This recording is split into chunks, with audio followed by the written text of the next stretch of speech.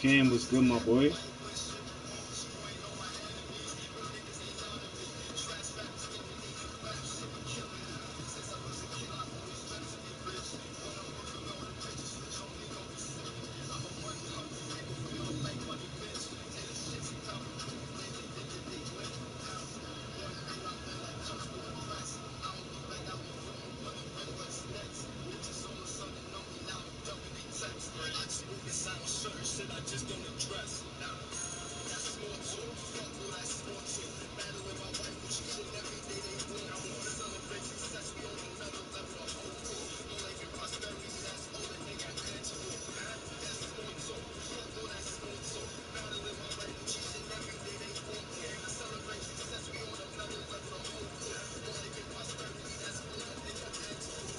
Fuck the small talk, talk to me about a bag. So what we talking for if it ain't about a bag? All my relics stay in the past. I took the garden and you don't see nothing back. Took myself into a god, I created my own path. The time that was dead broke, your shit it was sad. The cars getting broken, getting dipping and dash. Can you move like your dad? I move like my own man, nigga. I move like a band, like damn.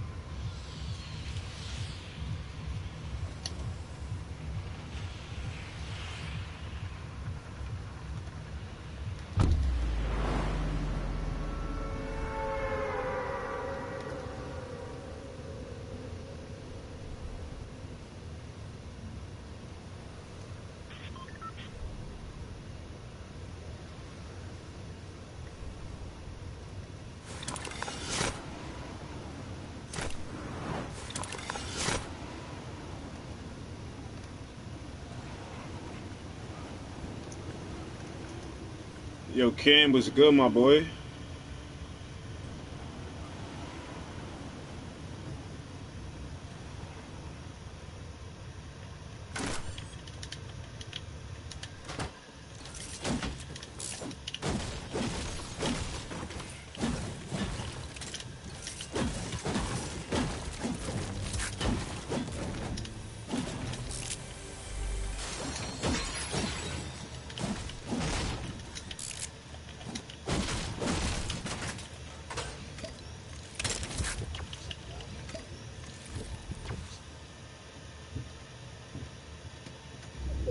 What the fuck?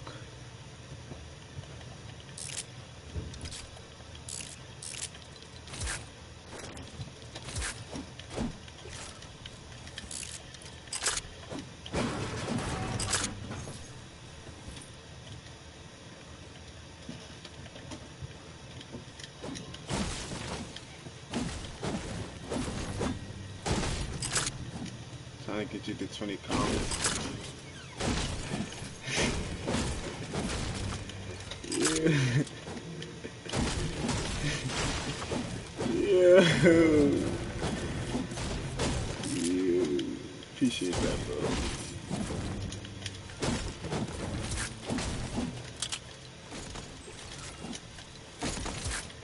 That's what I said. I'm trying to get you to 20 comments.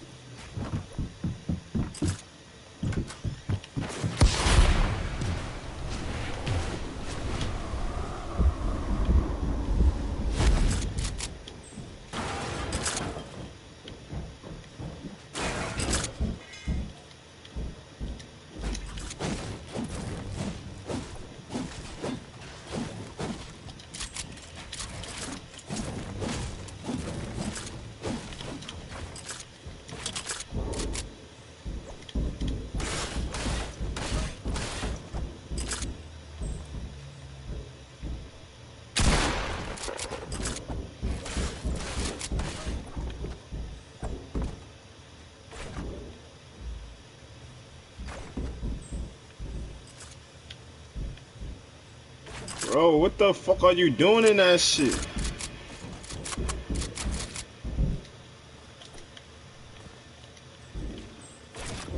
Alright, bro, you don't gotta keep spamming no more.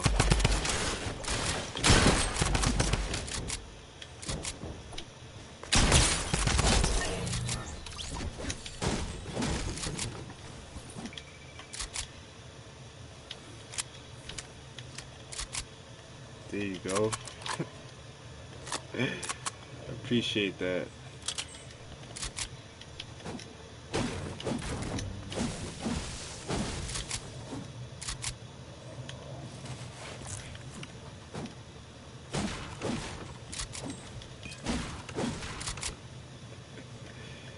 Holy shit, naive.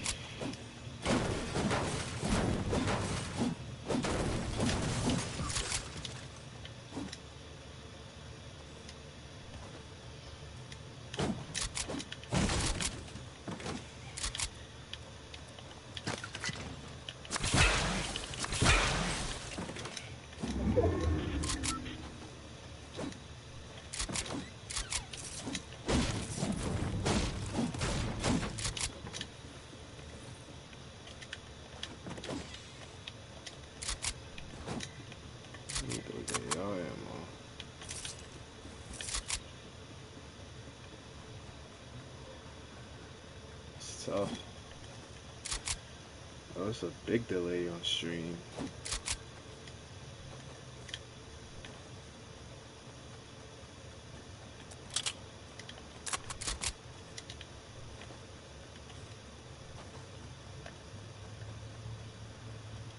Then he was the only person at Pleasant this week.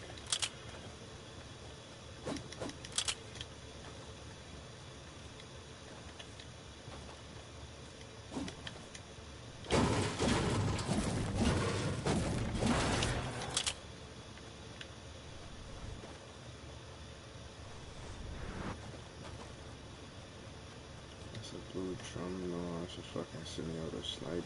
Blue SMG.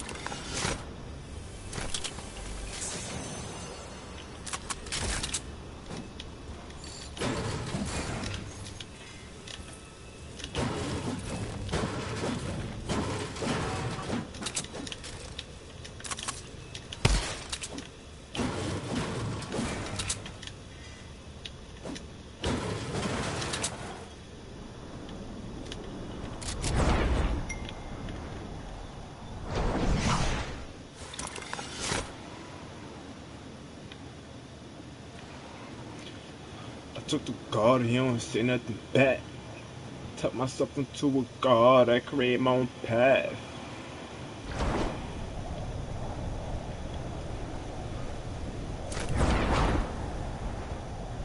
How you doing, buddy?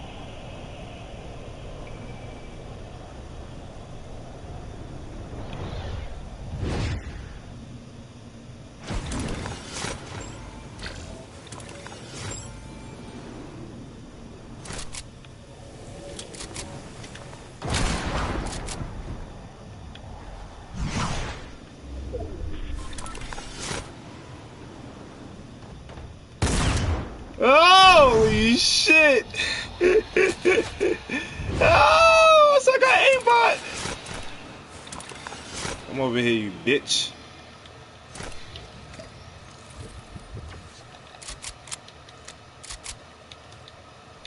Oh, now you don't want to pop out.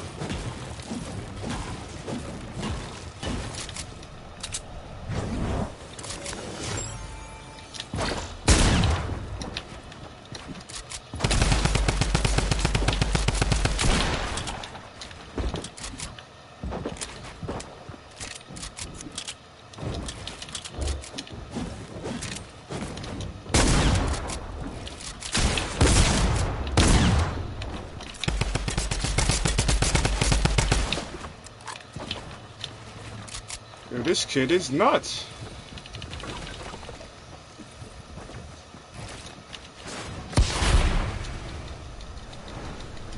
This kid is fucking nuts. I couldn't even reset my edit.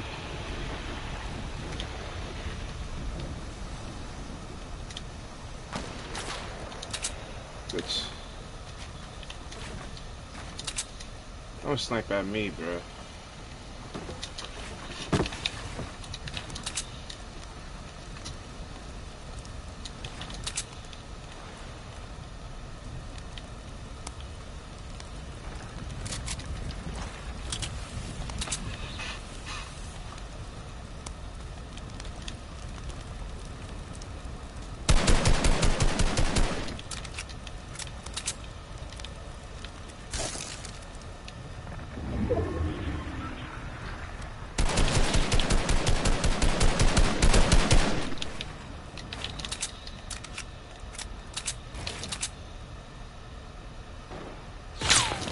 I knew it. Fucking knew it.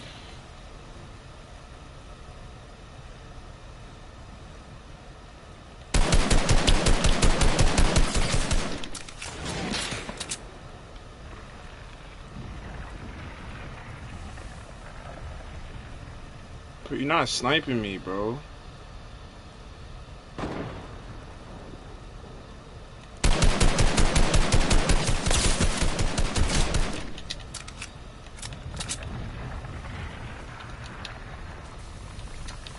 Like I said, you're not sniping me, bro.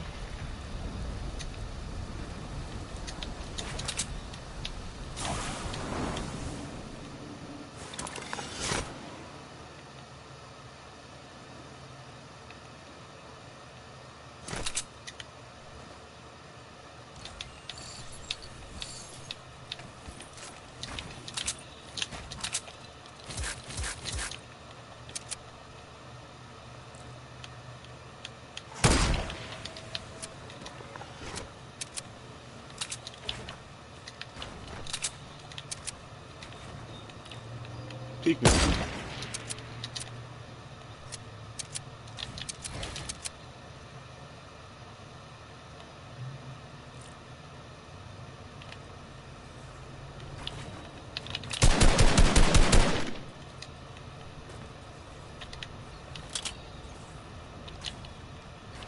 No mats. No health.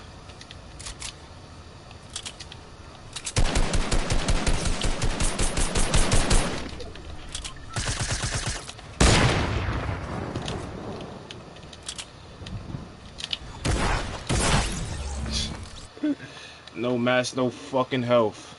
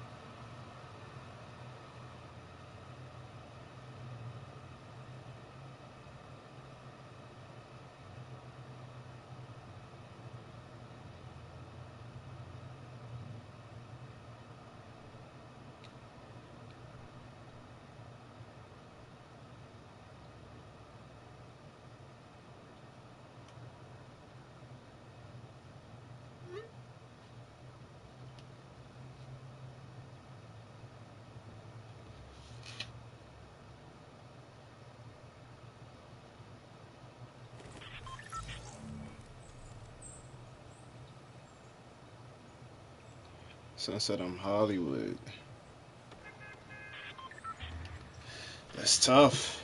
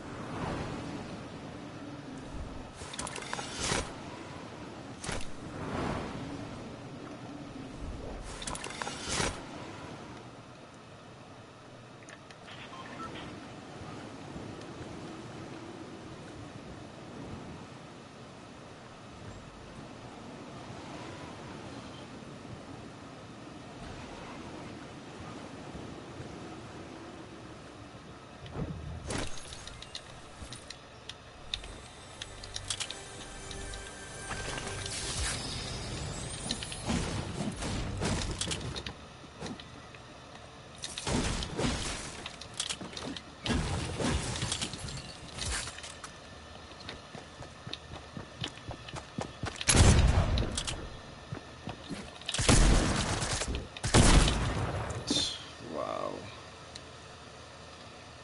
I shot the Flint mad early.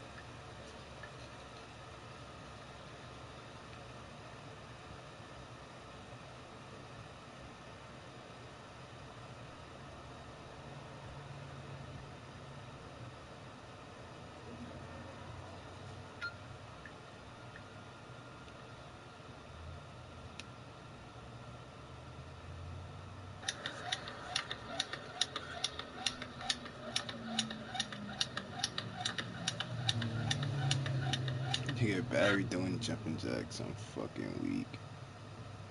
Cut this nigga ass.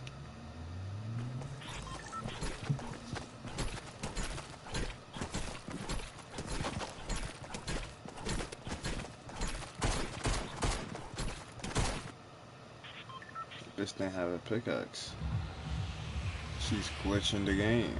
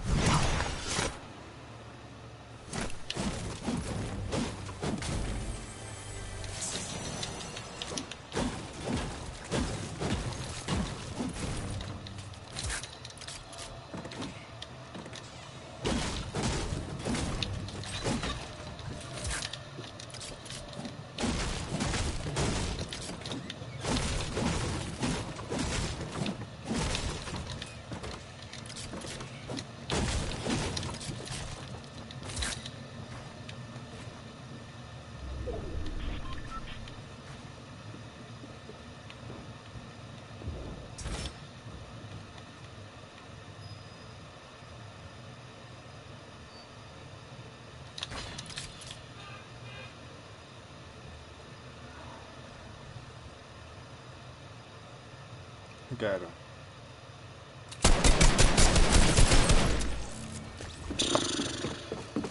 Like, bro, what the fuck? 2 headshots? That minigun takes so fucking long to charge up.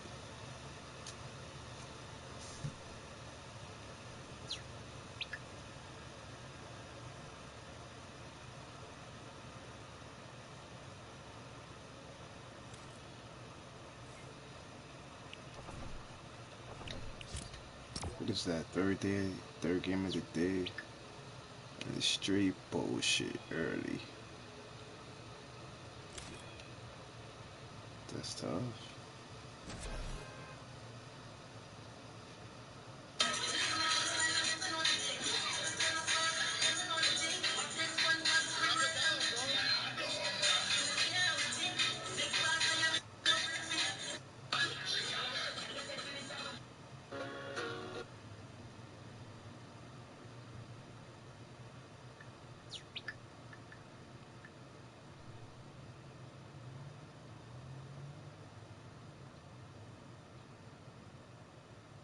Taking pictures. What you doing?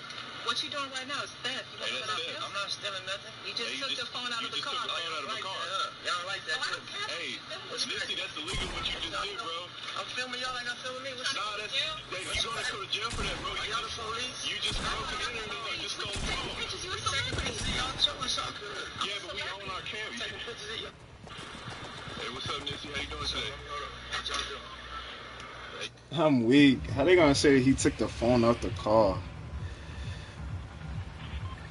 Yo, Faint was good.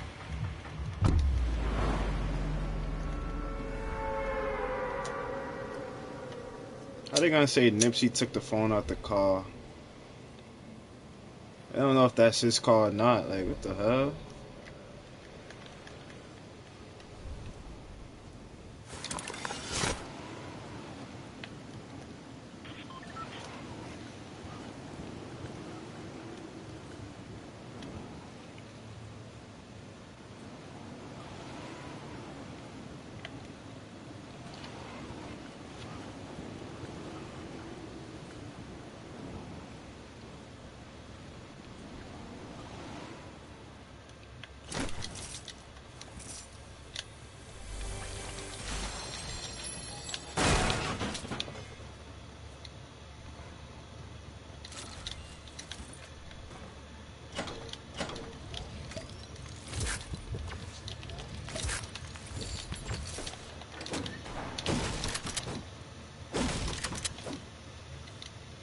When I donate 20.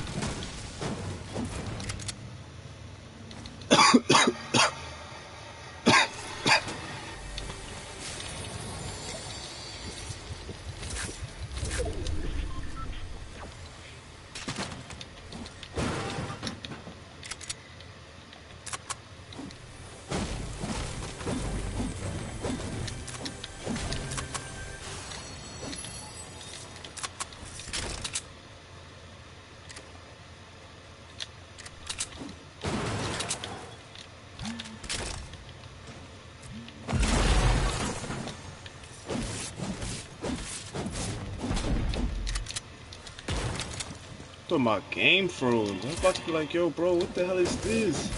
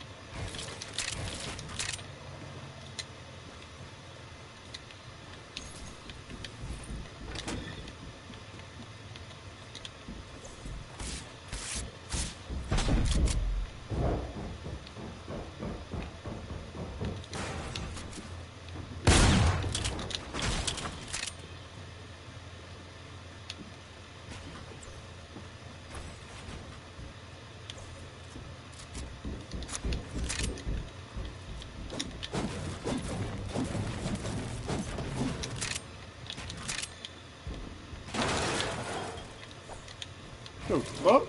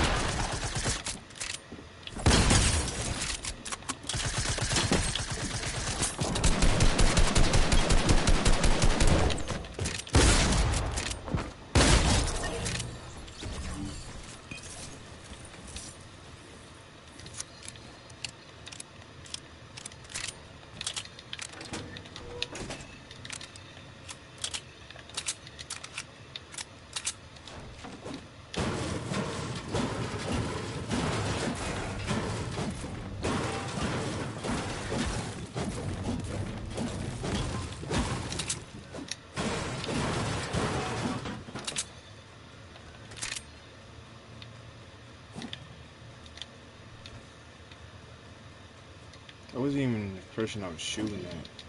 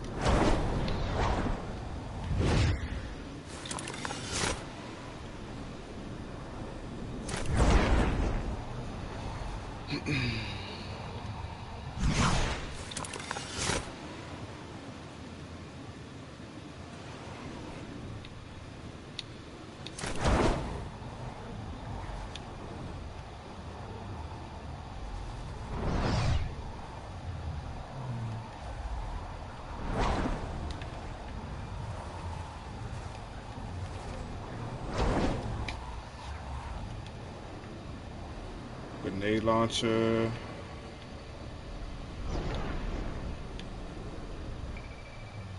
Can't see. Grenade launcher.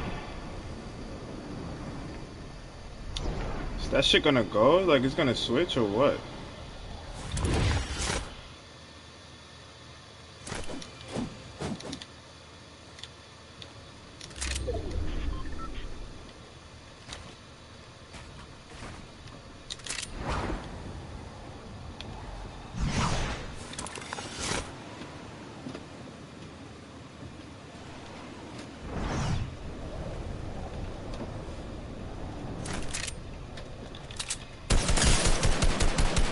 Beam. Get beam, beam, beam.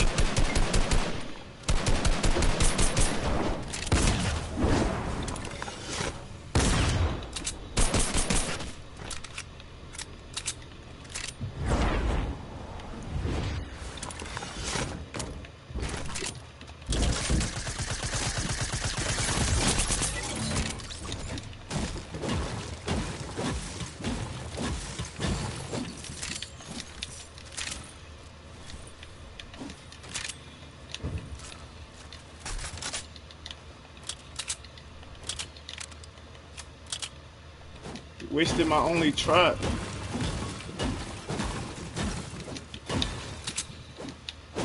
I got a video dropping today. That's a fact.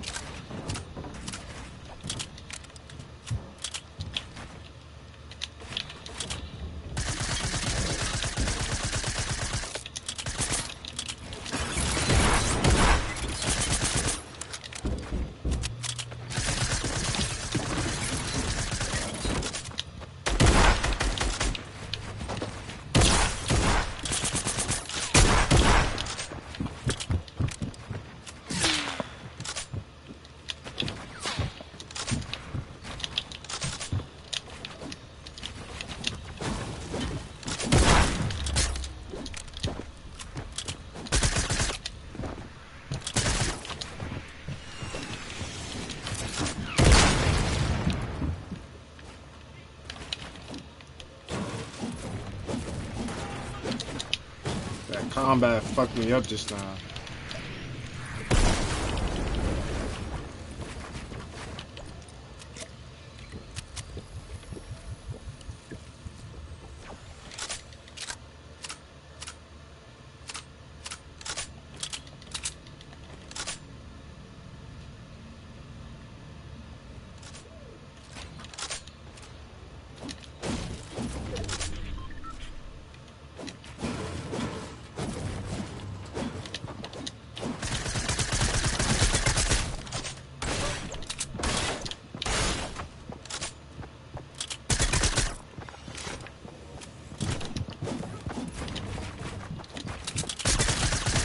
Bro, what the fuck? Bro, this nigga is spamming through turbo builds right now, bro. This kid is spamming through turbo builds. What can I do about that? Better ping, my nigga. Better frames, that's all I can say. Because there's no way this nigga is getting through my builds.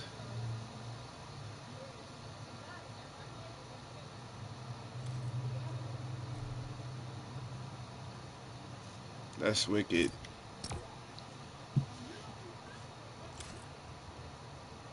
Better ping, bro. That's it. Better ping, better frames. I got bum ass 60 frames, my nigga. This nigga probably got 120 plus, bro. Hey, come on. There's no way he's getting through turbo build, my nigga. With an SMG at that.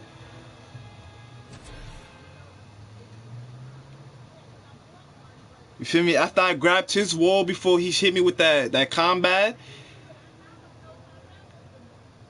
his steps built in my structure, but I still had that wall. You feel me? My son had a better ping than me, bro. Nigga over here spraying through my shit while I'm turbo building. Like, fuck it.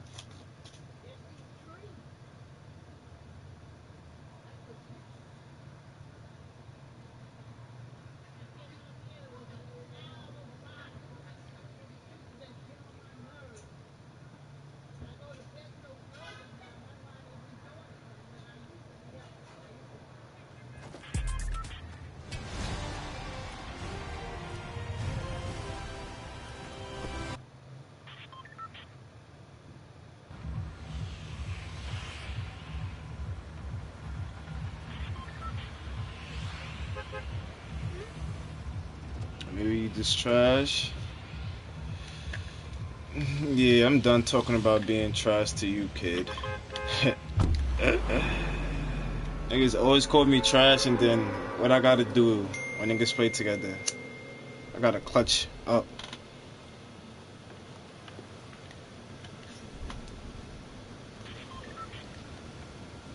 I gotta clutch up.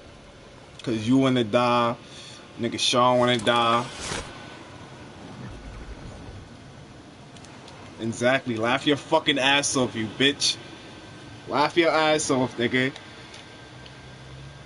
Right. Yeah, right. Right.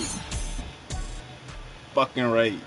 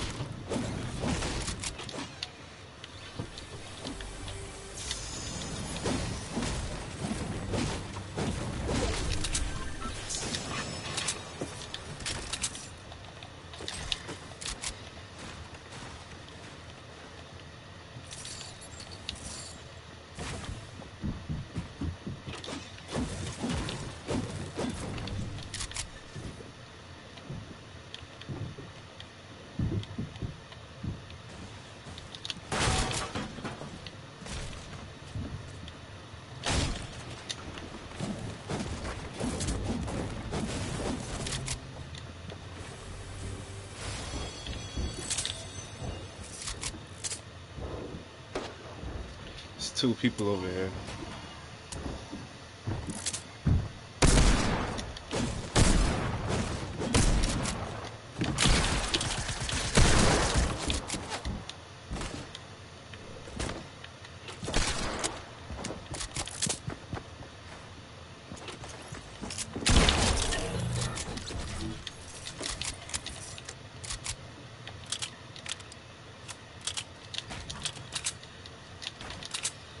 Hold on. I got a text. Send a text real quick.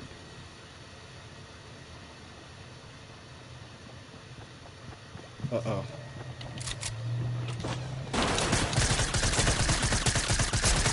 What?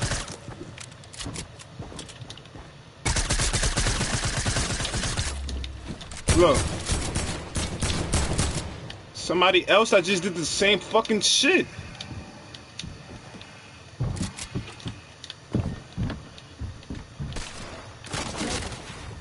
Like, there's no way.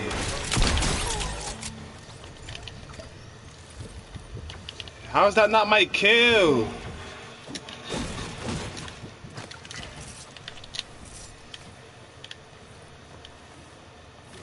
How is that not my kill?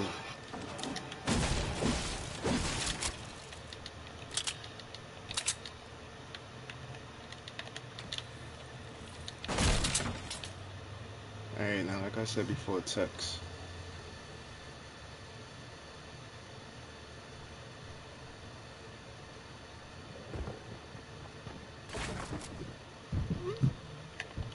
Y'all seen that though? How is that not my kill though, bro?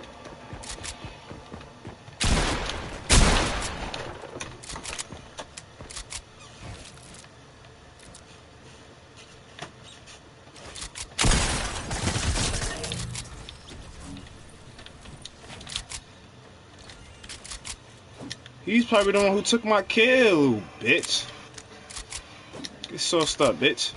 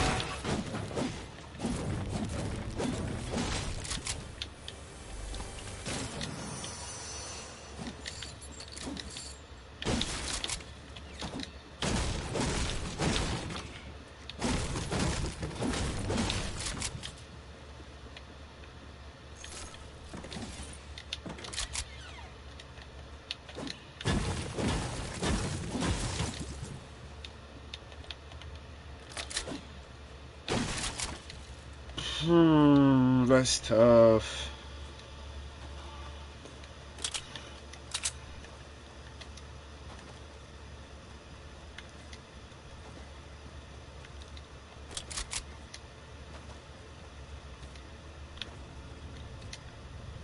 Someone really took my kid, bruh.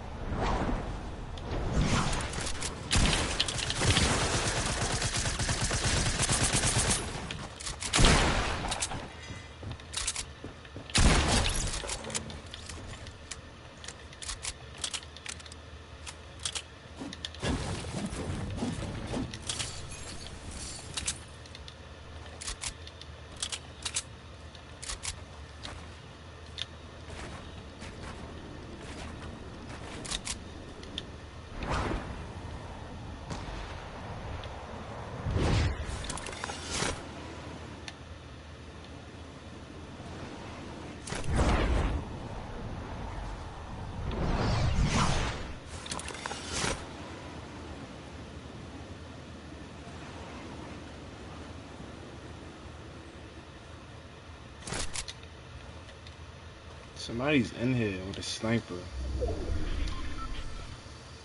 Some fucking creepy shit.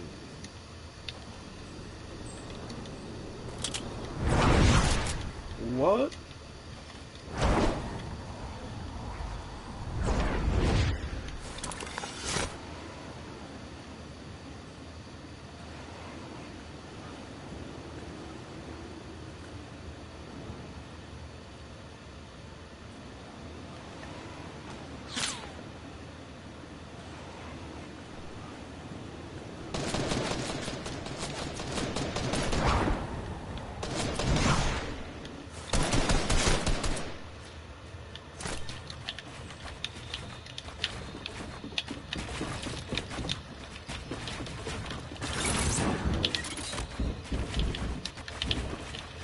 Bro, I'm phasing through my builds.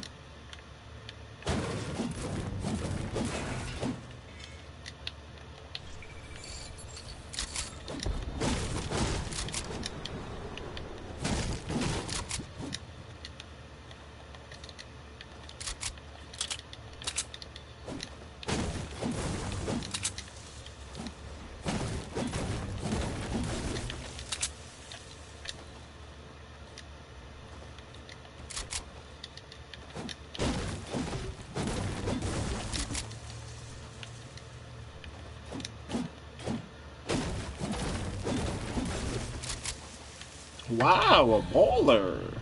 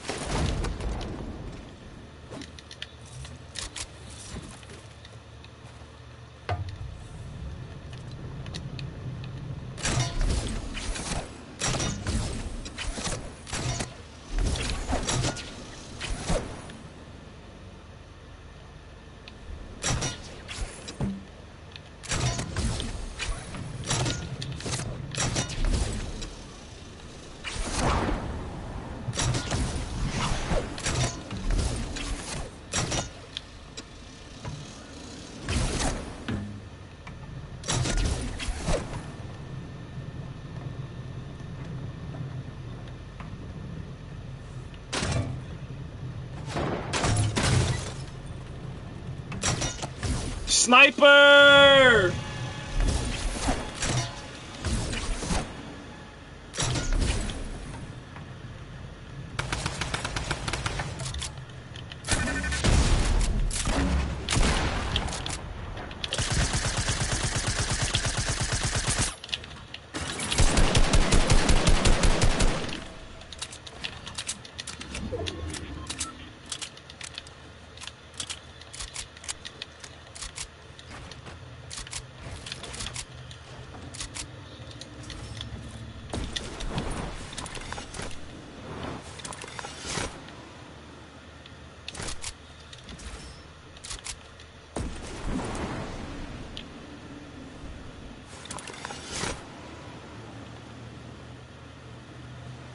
Look at CJ. I found CJ.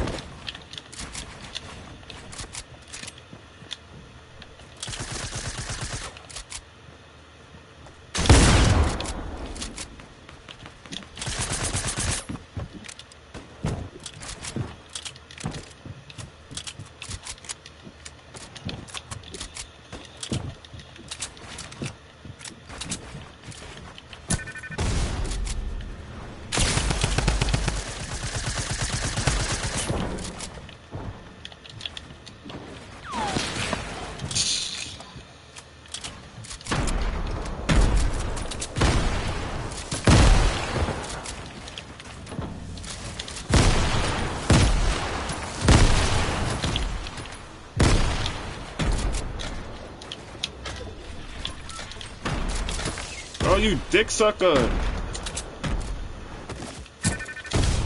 That shit just fucked me up.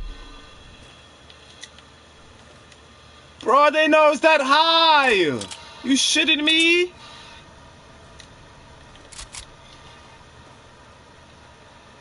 Wow.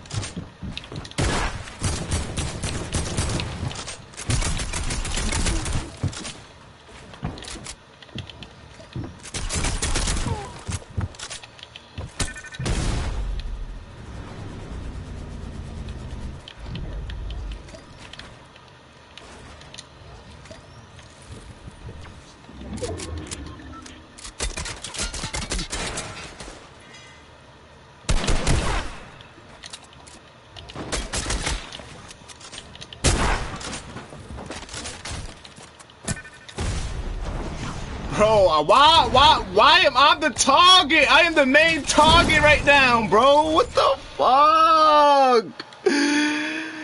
come on, bro. I'm the main target. Supreme Snake, you killed me. GG's, Brody. I killed you. They killed me for killing you, bro. You see how karma gets me?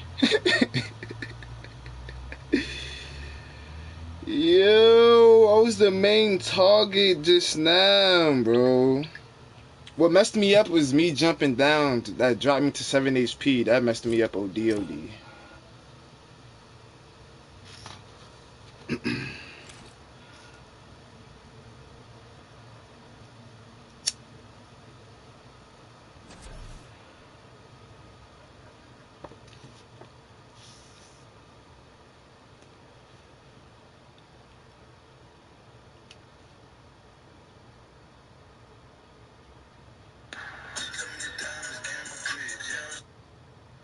Niggas be like, Jock can't dunk, right? Niggas be like, Jock can't dunk, right?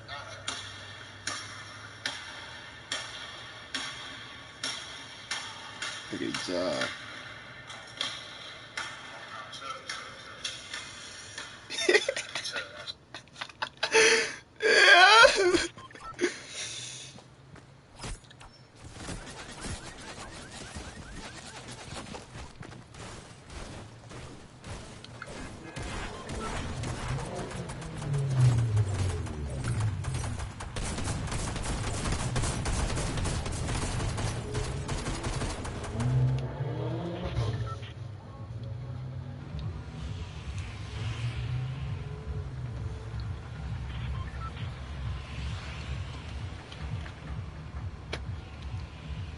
I should have never jumped down, son. That messed me up. I went from like 170 to like 80 HP, bro. I had like 7 HP left. That was a suicidal jump. Oh man, that was an easy one.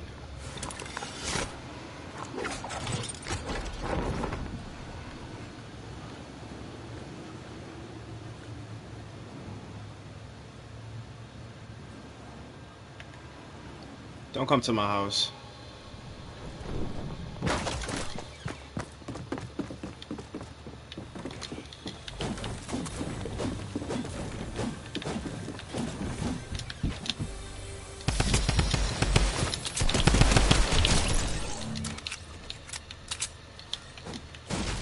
I thought I was gonna die. That's like, then he got a drum gun.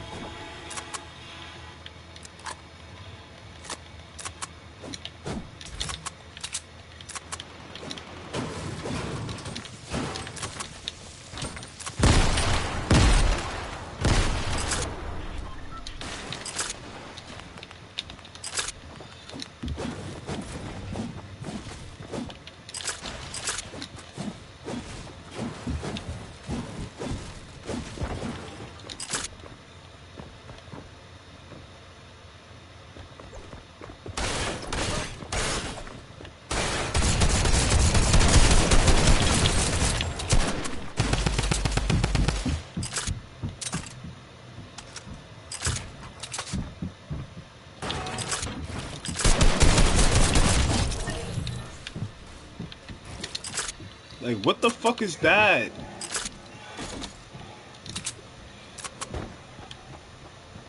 What is that?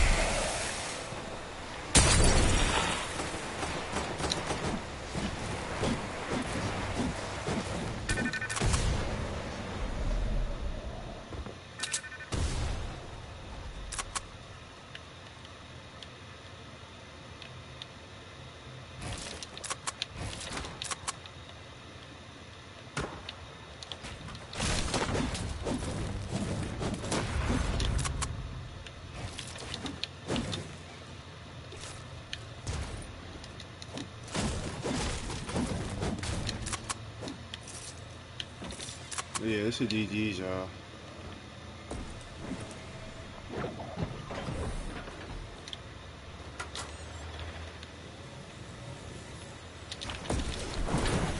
That would have been a saucy play!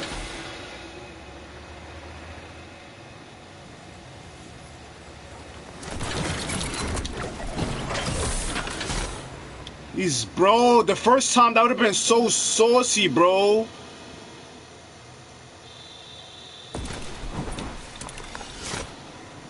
Nah, the first one would have been saucy. I'm jacking it.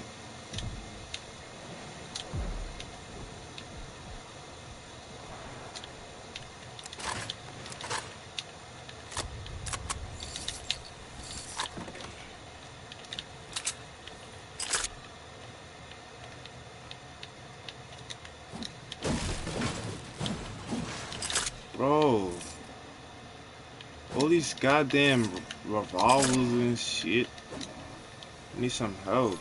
There we go. There we go.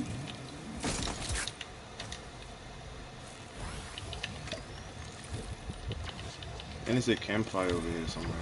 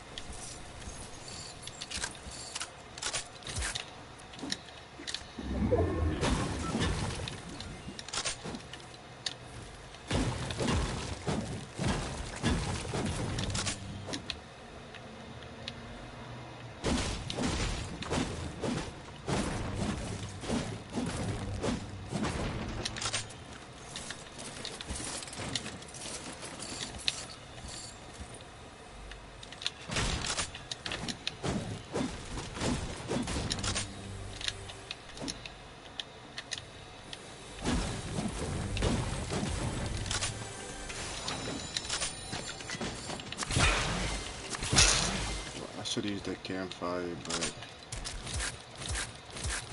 I don't like that sniper.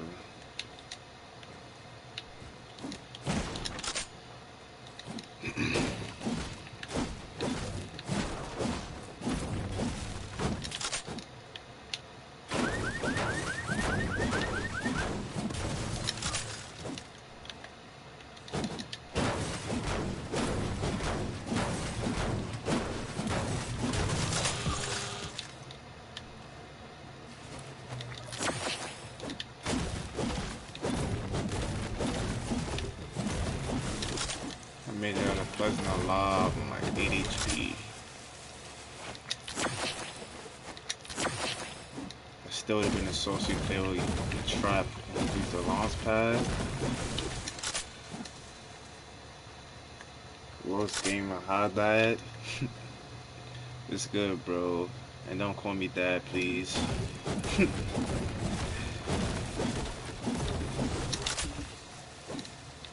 It's good, my boy.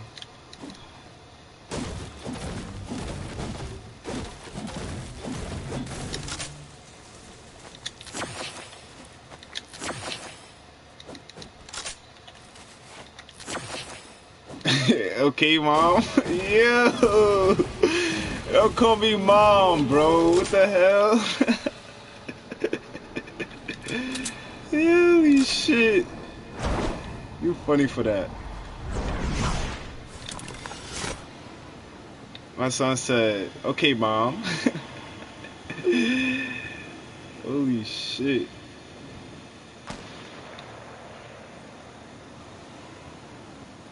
Okay. What's up, bro? Oh, he just got...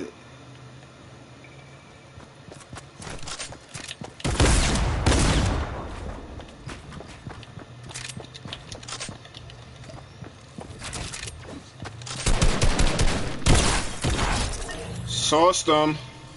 Still up there, buddy?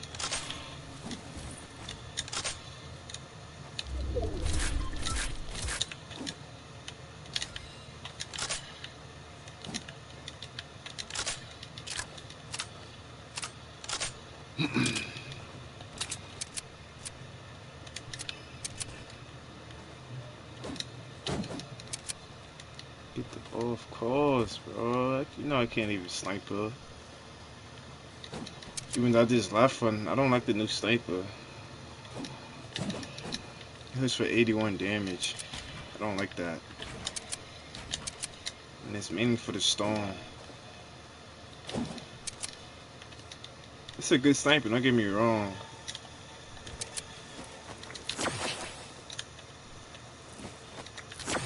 My first time picking it up, I knocked somebody. I'm like, wait, I just hit him for 81. I'm like, oh nah. I don't like this sniper. It goes for 81 damage. I'm like, what is 81 damage?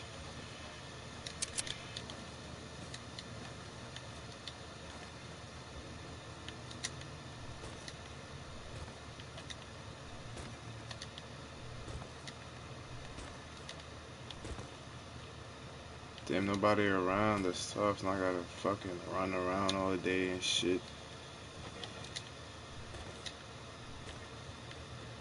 I miss Rifts to Goals. They should have never voted that, man.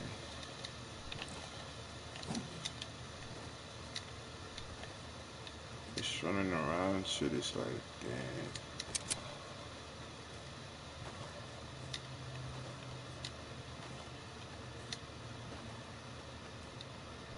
I gotta run until you see somebody, and I see somebody, but he's kind of far.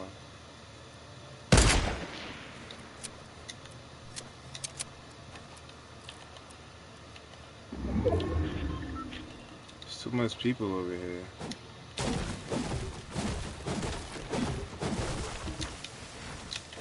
Whoa, what the fuck is this?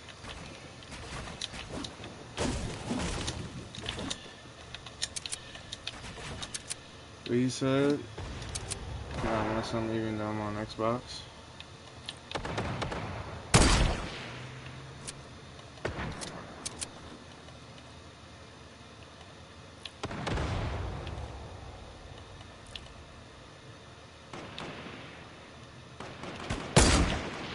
Whoo! Oh, I missed that headshot!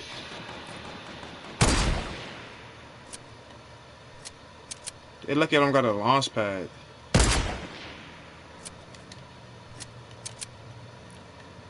Somebody used a ghost. Come on, poke your head.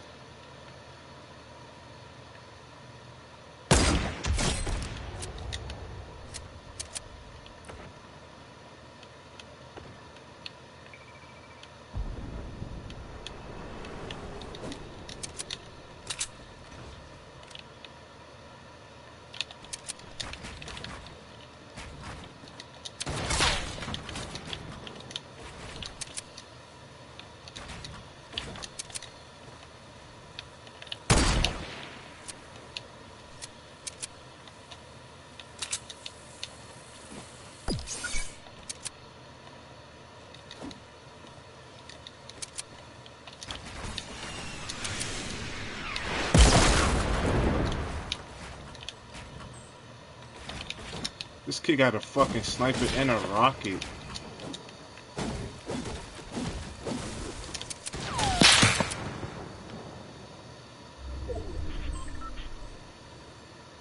I don't see him. Oh, there he go. Come on, poke your head, buddy. Poke your head, buddy.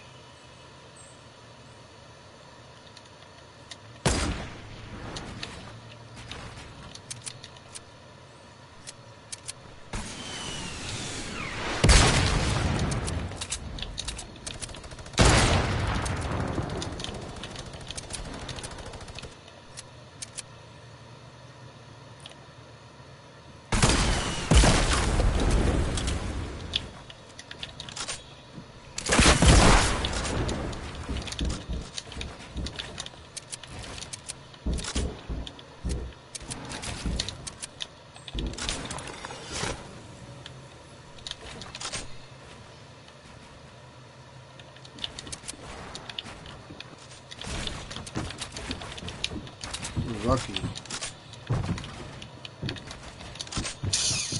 Bro, this kid's about to overbuild, and I don't got no map for that. Yo, Almighty J, what's up?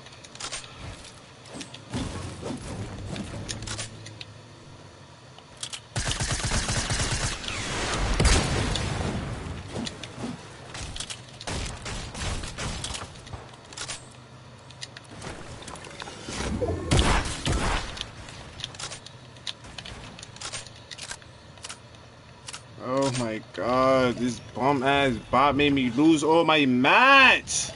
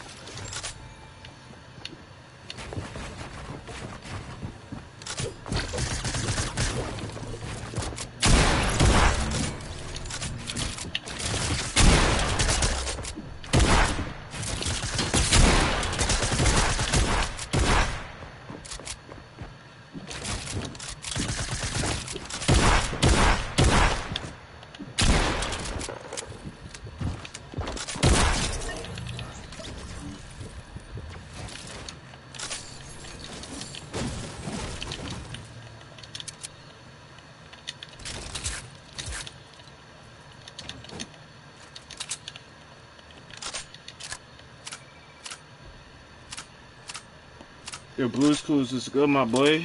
Yo, Key, you clocked in?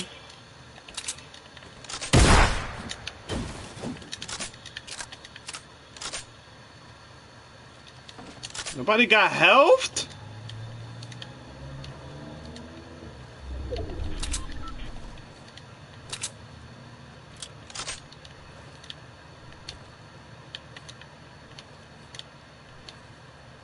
Nobody got health, huh?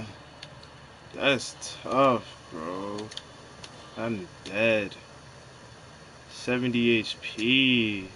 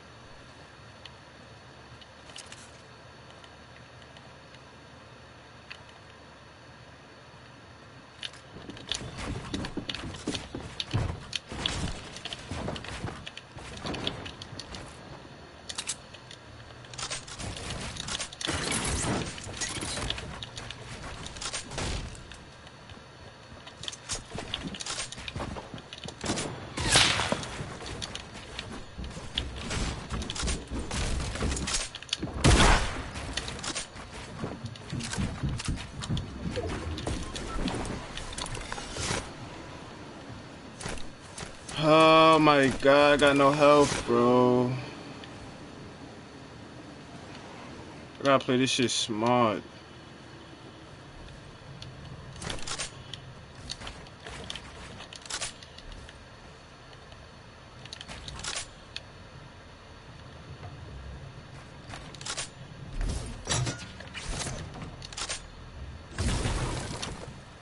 Oh my god. Don't tell me it's one of these annoying ass kids. How do I donate money? Exclamation mark donate in the chat, bro.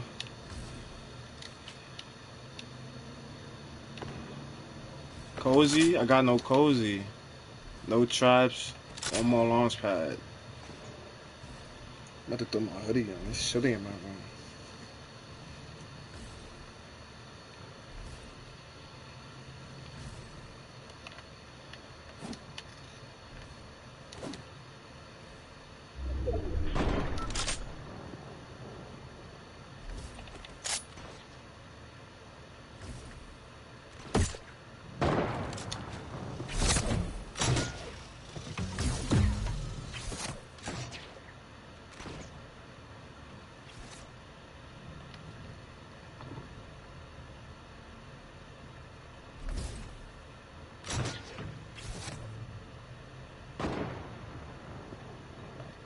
Duos? We could run duos later, Brody.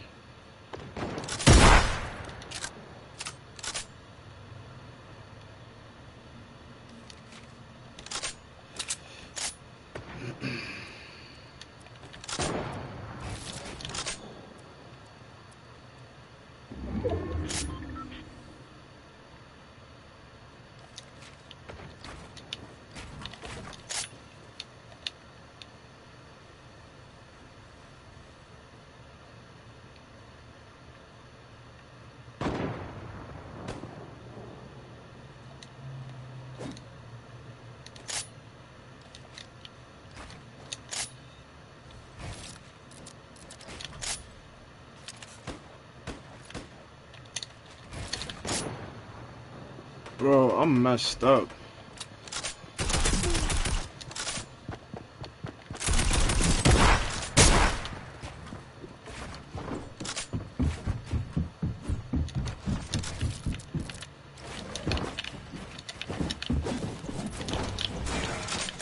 You lucky I got no traps.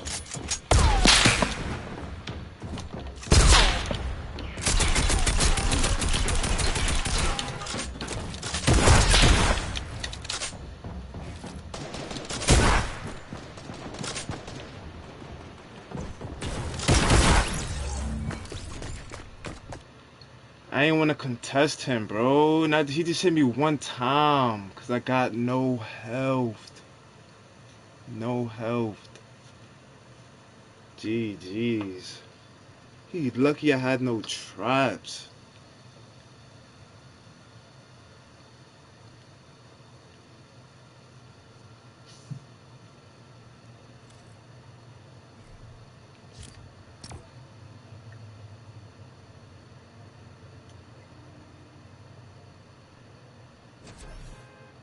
So lucky.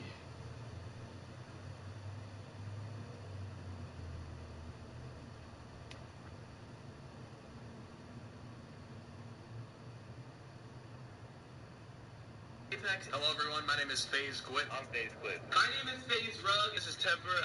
FaZe Zats. I'm FaZe Tico. My son Bomb Nate Hill does, nigga. That's a fact.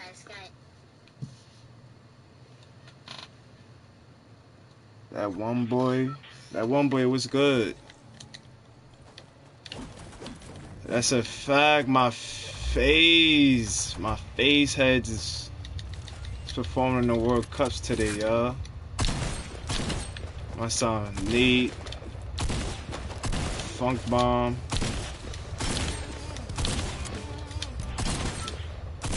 Magra, Mega, Dubs. Come on, man. She about to get spicy in the World Cups duels.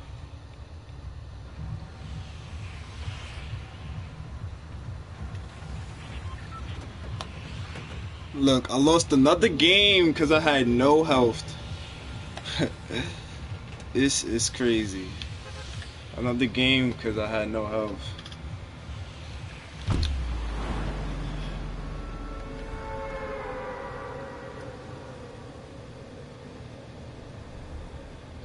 What can I really say though, man?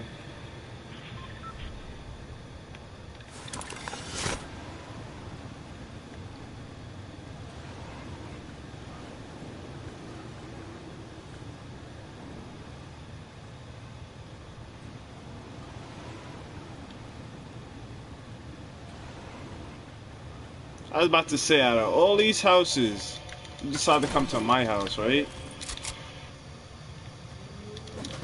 We're eating some birthday cake.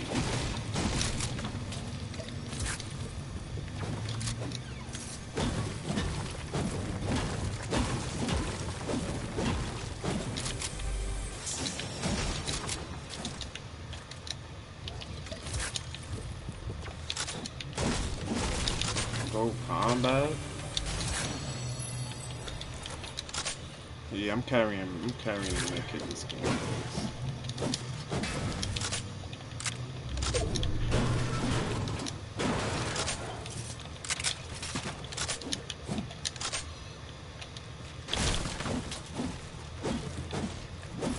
That was the easy dub. Again.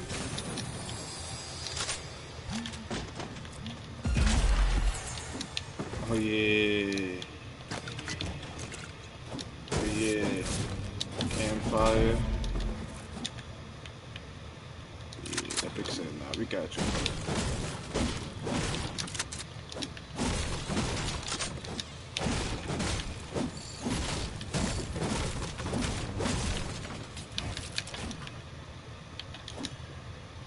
Epic said, we got you, bro. Don't worry.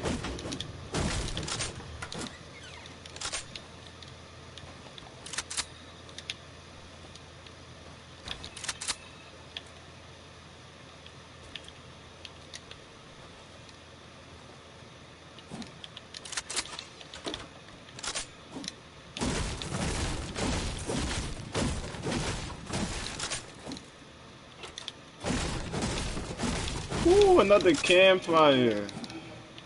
That one boy, can I join?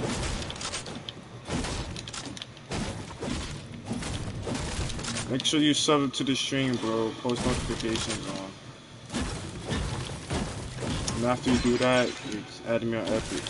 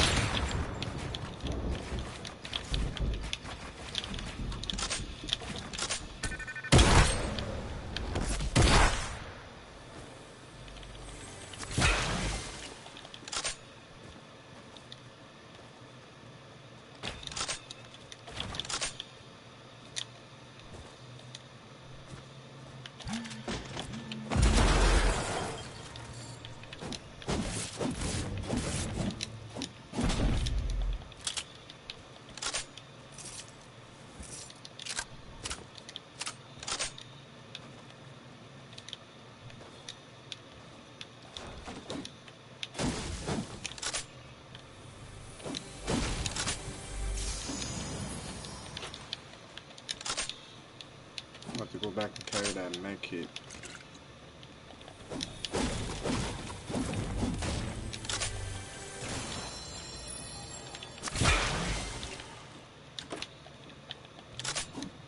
This is even better.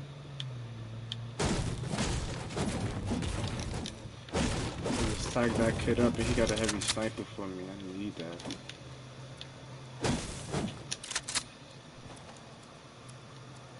He lucky he got low. I don't know where he get. I don't know where he went. He's lucky.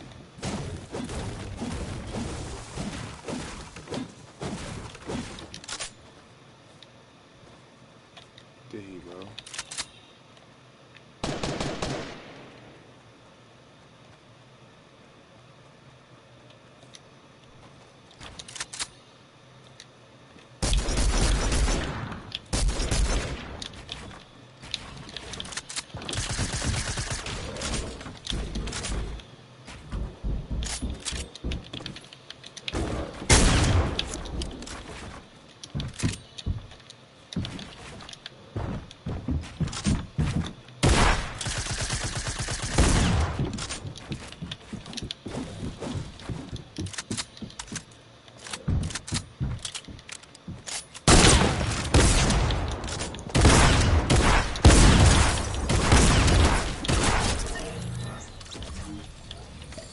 Yo, I forgot he had a heavy sniper, y'all.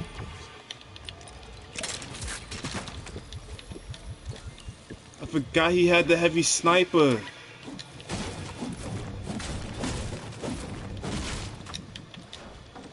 Nah, he's sneaky. I need that med kit. If he was a good player, he would have had me. Forgot he had that sniper. So I'm like, oh, how he get in my box?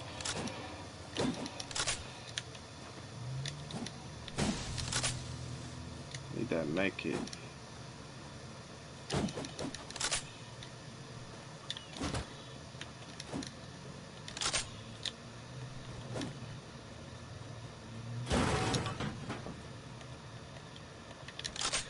It's upstairs. Gotta be upstairs.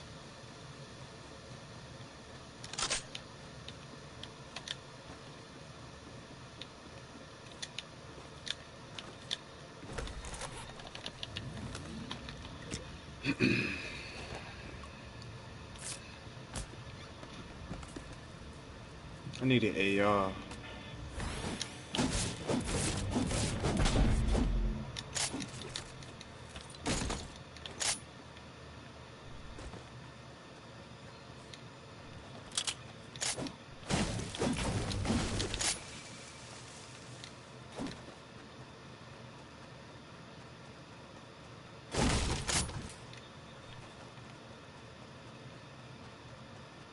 I don't know, someone's panicking.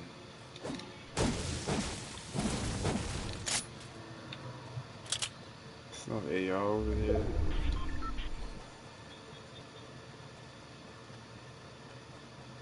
Where's that infantry rifle at? I need that.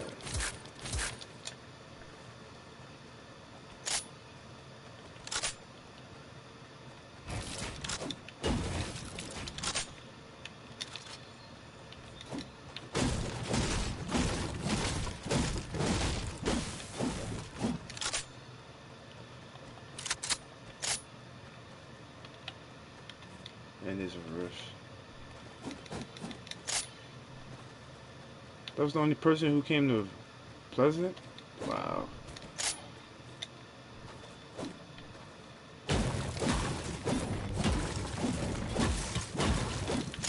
I swear, when you don't play aggressive and you just chill and enjoy the game, everybody be dying. There be like 20 people left. I'd be like, wow.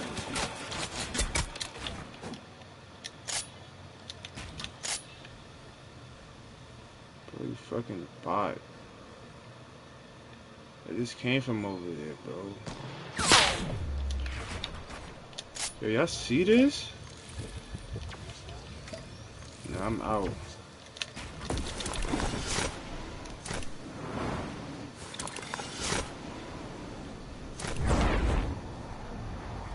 It's crazy, bro.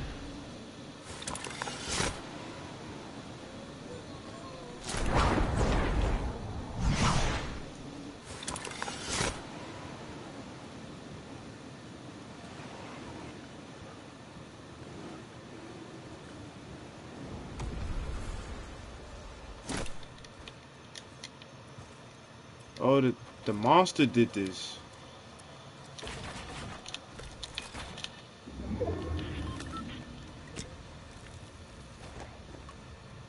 The monster did this.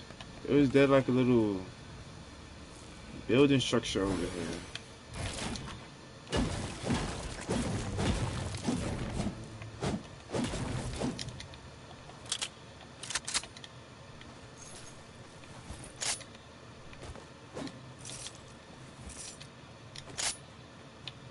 Somebody shoot at me. Somebody snipe me. Like, what else, bro? What's next?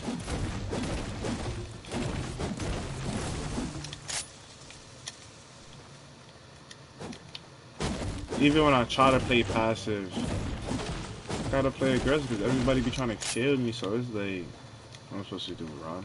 Of course I had that idea. You know what I'm supposed to do, I'm on 40 HP, I'm gone.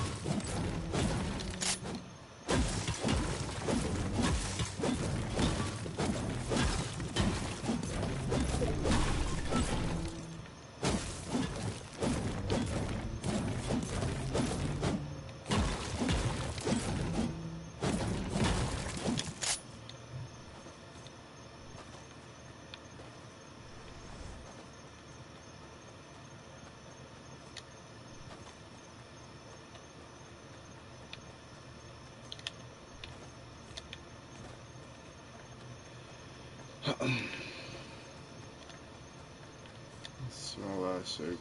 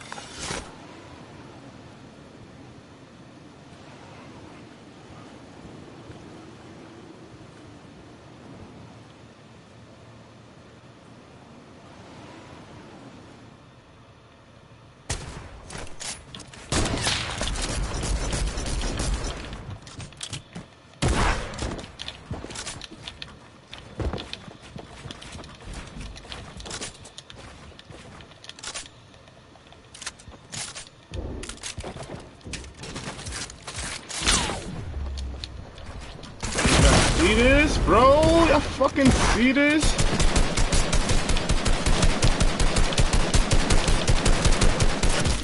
Y'all fucking see this, bro? I get sniped again. Like, come on, son. What the hell? Jeez. This is wicked.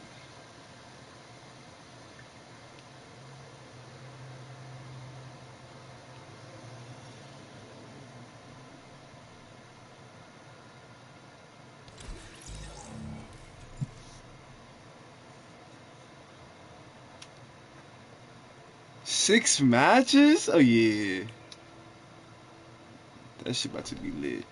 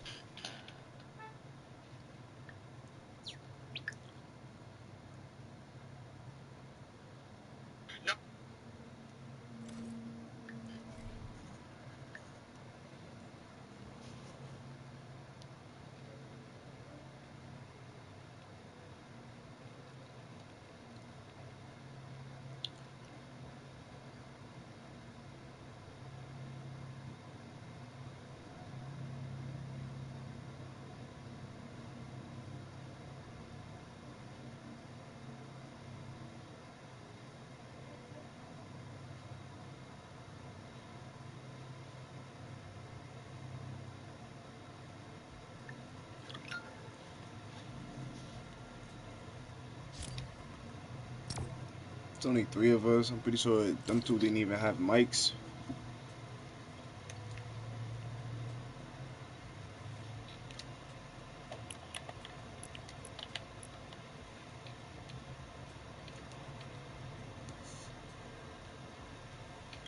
I be carrying in squads, man. I'm cracked in squads. Solos is ass.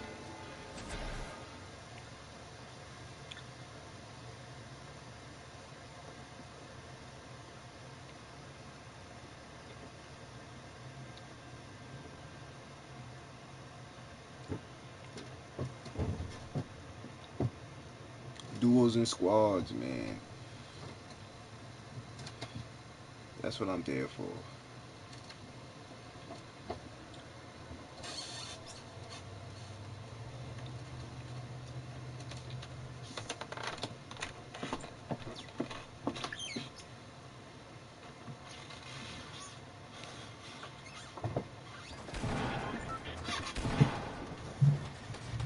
Yo, what's up? Yo, where we landing at? Man, I'm so glad y'all got a mic. I've been playing with some fat sheep, dumbass people, man. Yeah, it be like that, bro. I really want the other federal. We can go over there. Yeah, federal too small anyway. But, man, I just had 17 kills by myself. Like, shit. Oh, And I word. My still son had lost. 17 kids. Came in fucking fourth place and still lost. I was mad as fuck. So let's catch this dub right here. Yeah, we so low. Let's catch this dub right here, my boy. I need 20 kills this game. You left yet? Oh, okay. All right.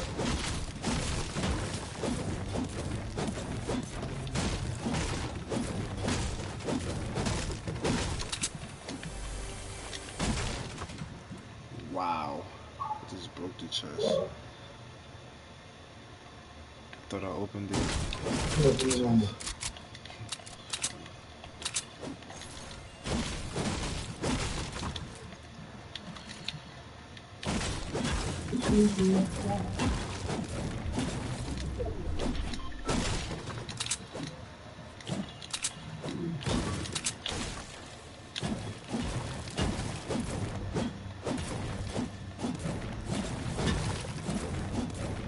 I ain't talking about nothing. But they taking some niggas.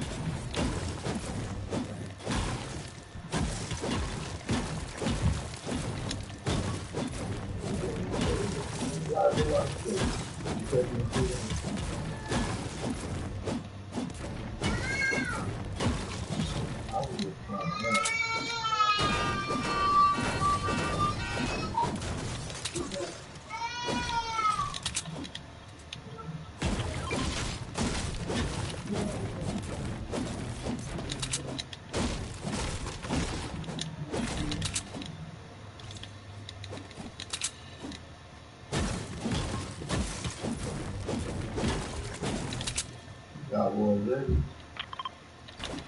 I ain't fine nothing. I'm ready. Y'all want this? I don't like it. Nah. I'm about to run towards this Oh, I circle. hate it. Nah, that's just shit.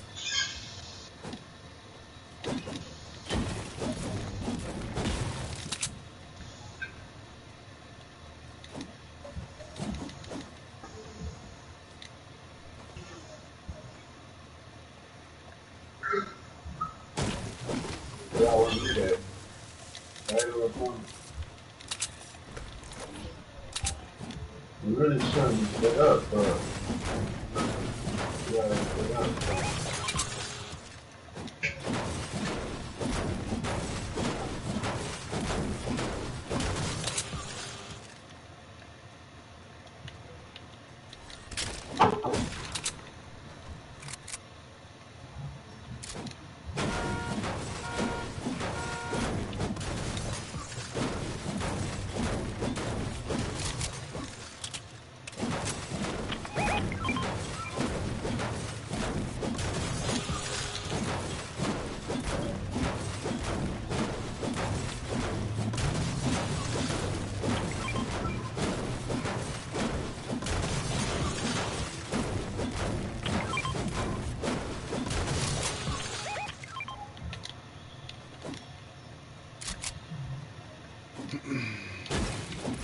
Y'all, you might want this chug, dude.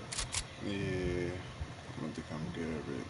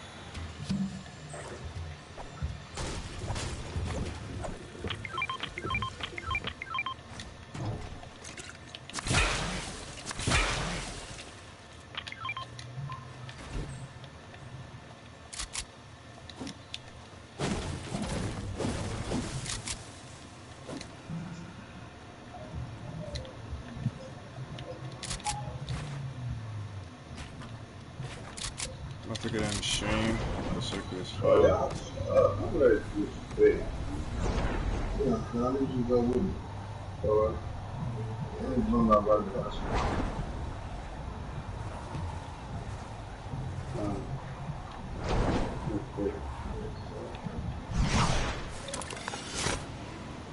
Y'all ain't looking for no kills or nothing. Like, who raised y'all too? All right here.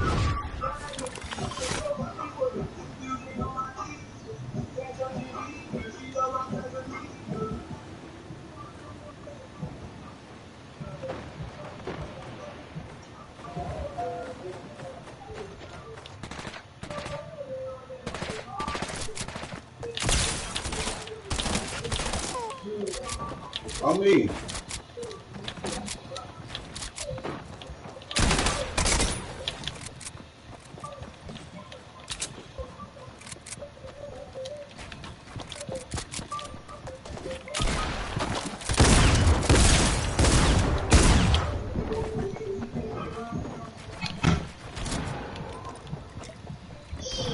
I'm fighting too.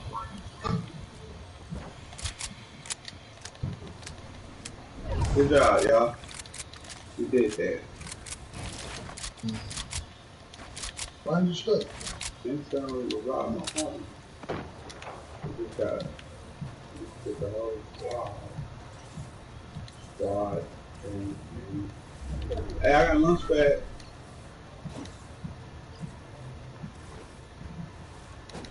Should have kept that chug joint. Just knocked somebody. I was about to say, I just tagged both of them up. Let me see that. Talk good shit. When you see him, you everything on shit. Oh, come on, son. Come on, son. Son, you want to tell me to watch. You want your 10 now? Some took half my ammo. It's tough. I already got my son straight nasty. That's crazy.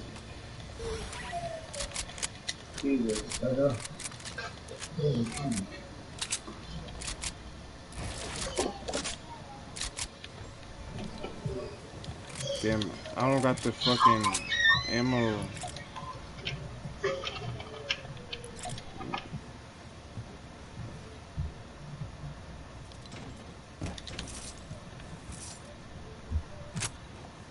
I need some SMG ammo. Oh hell no, that circle man far. I'm out.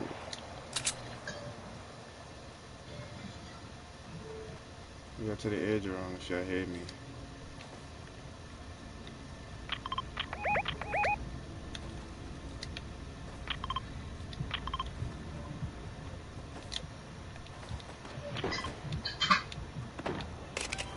Oh damn. Started busting at my son.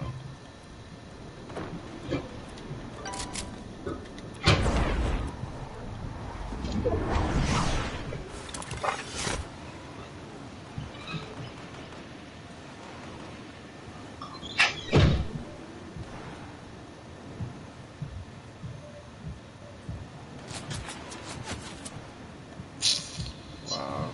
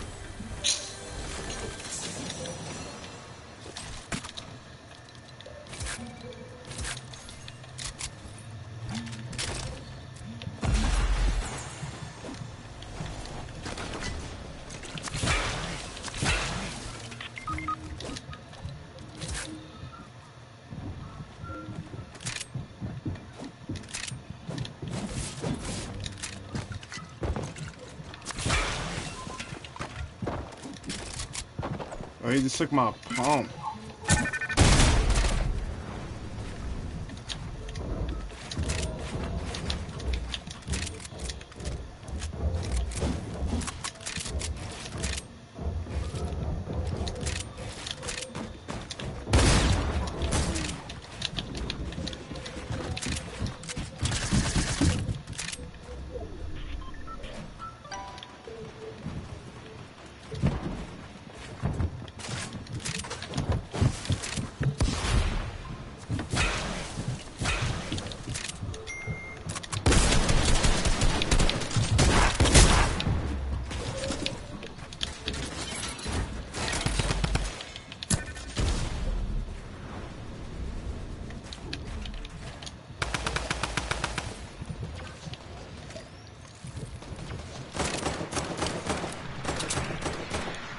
I know I should have just went to Snobby. Ew.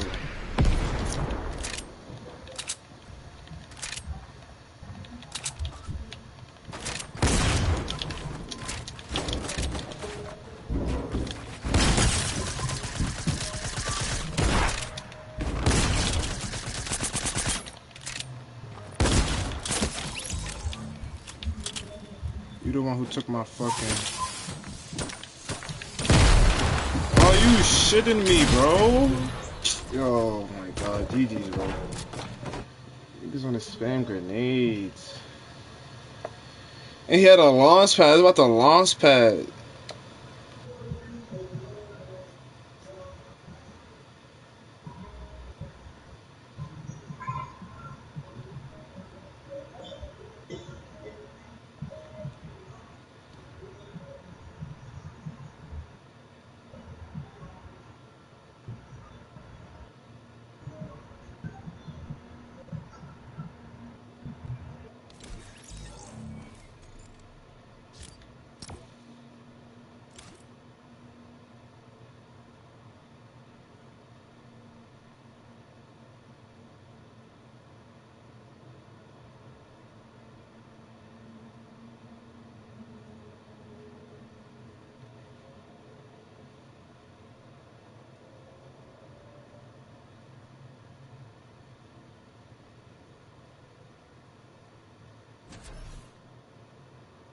Ain't gonna lie, I tagged that kid up. So awesome.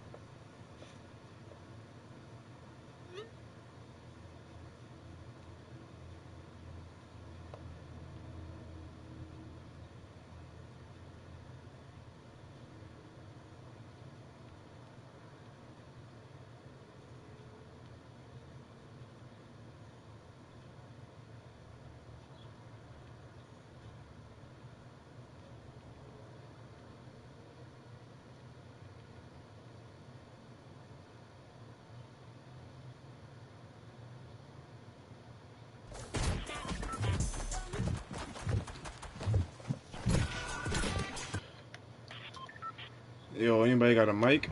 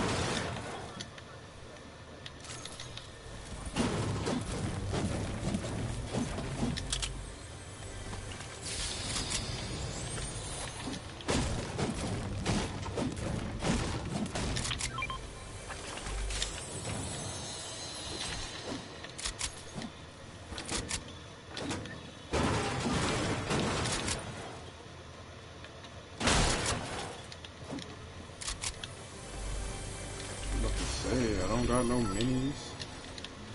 Everybody found minis ASAP.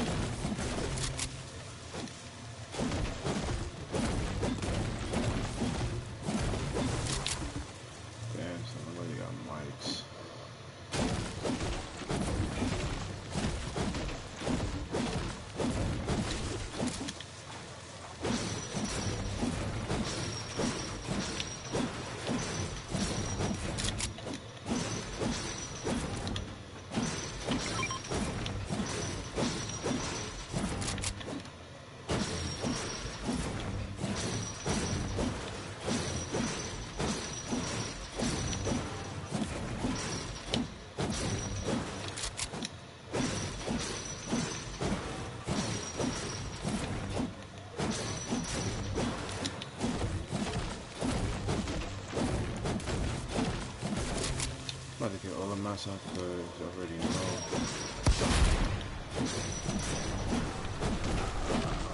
I'm gonna have to sell squad real quick.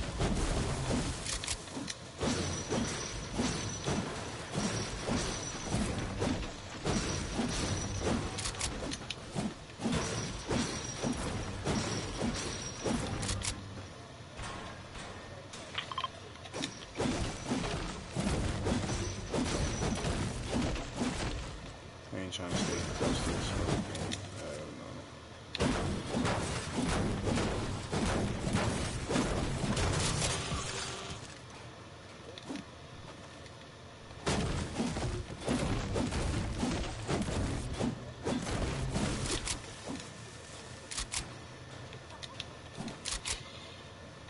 Yeah, they're grabbing mats.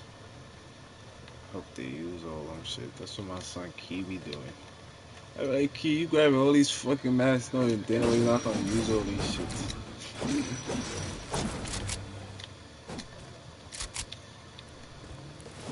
He'll probably be YouTuber.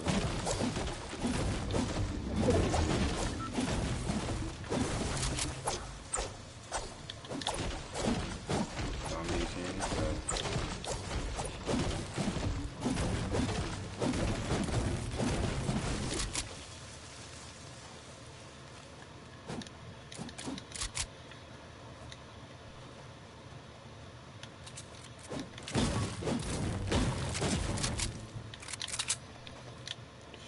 ow, shot to the face.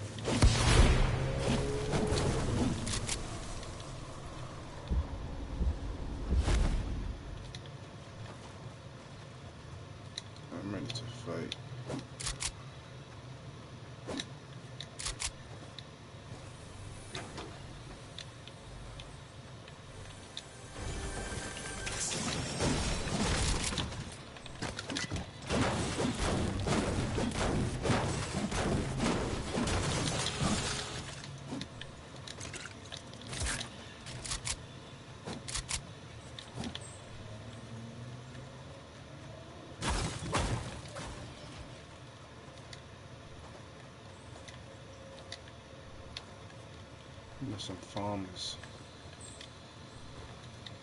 What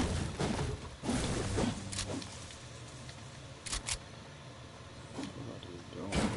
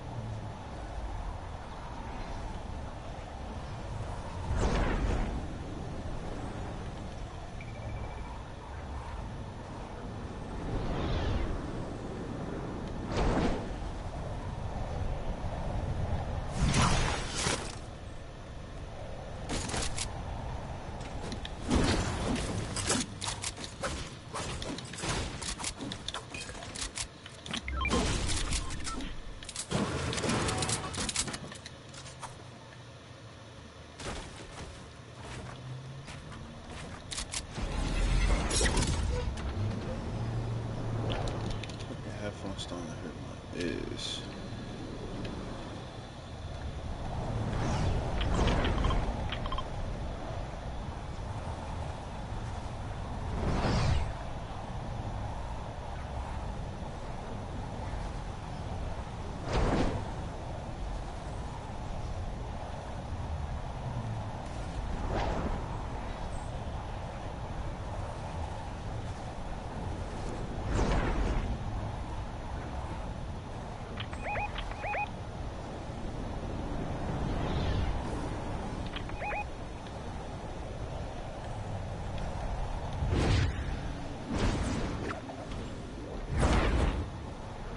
I ain't gonna lie, it's gonna be a tough circle. There's mad people left in this small circle.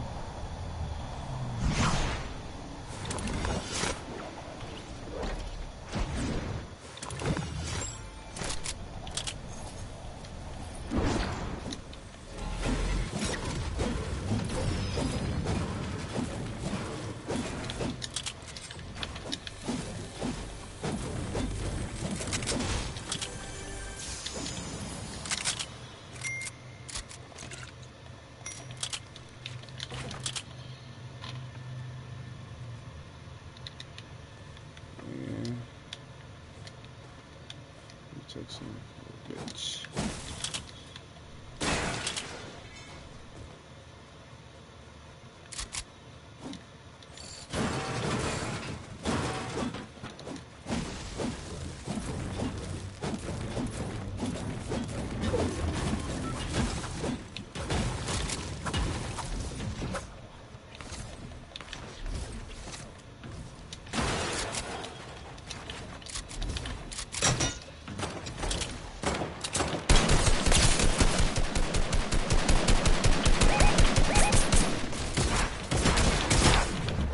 Oh my god, where the fuck is my team?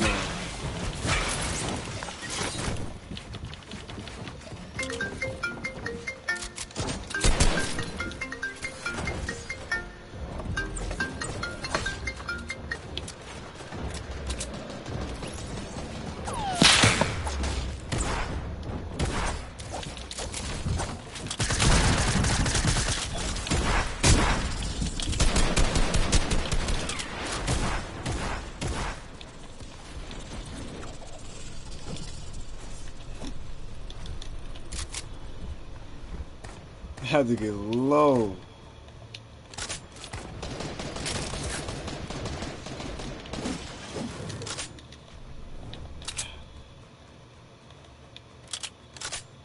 Yo, I had to get low real quick.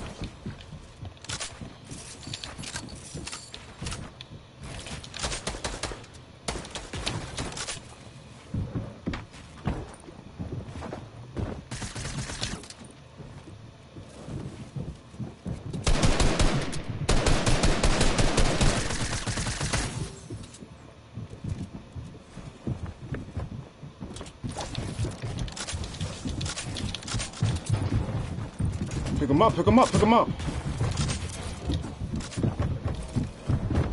Bro, pick him up!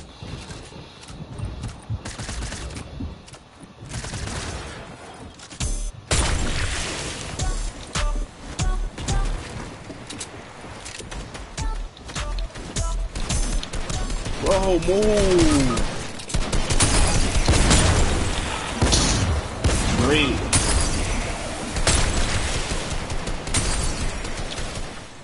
Wait, what the hell is that, son?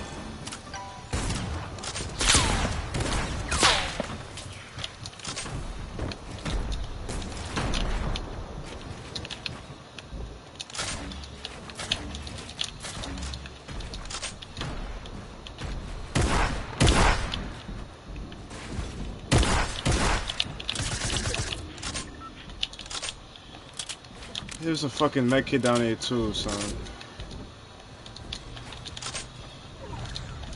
I'm dead. Oh my god, jeez.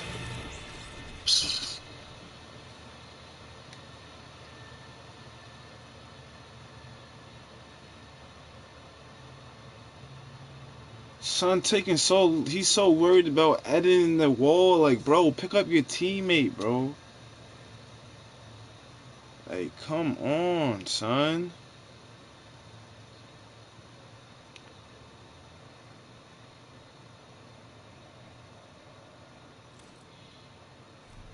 Pick up your fucking teammate. You so worried about the goddamn wall.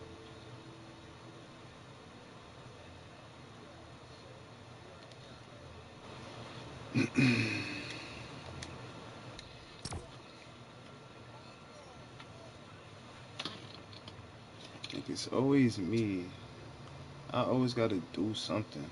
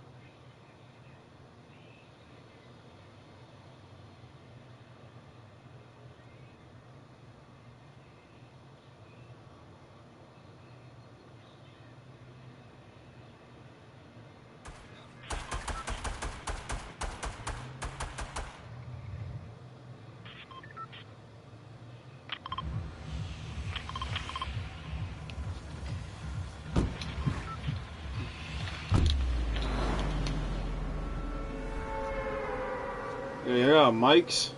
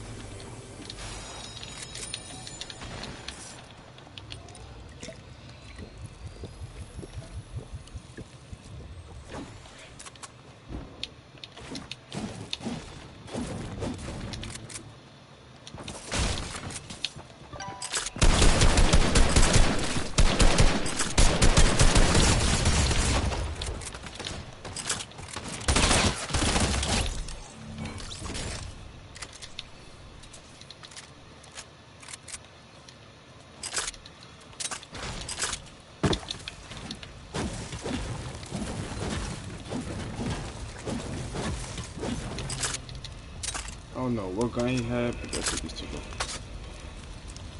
Everything I just had.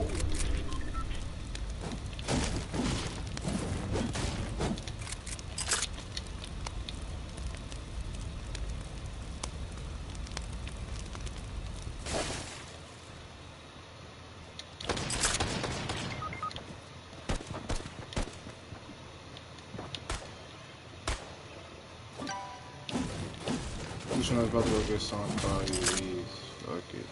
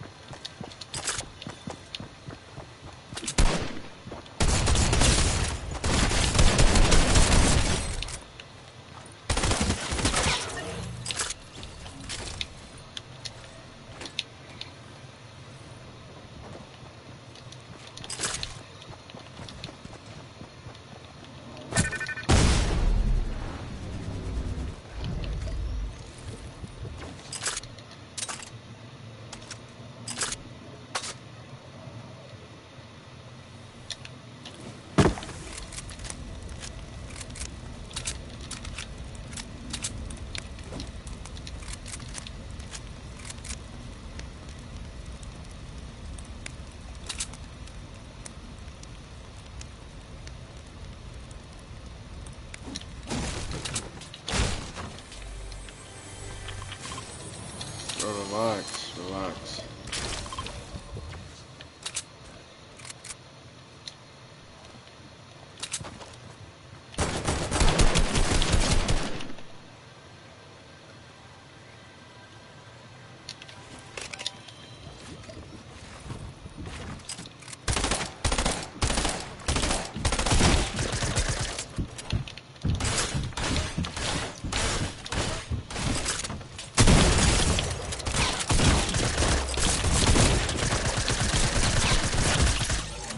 I gotta reload everything besides this bum ass shotgun. Like,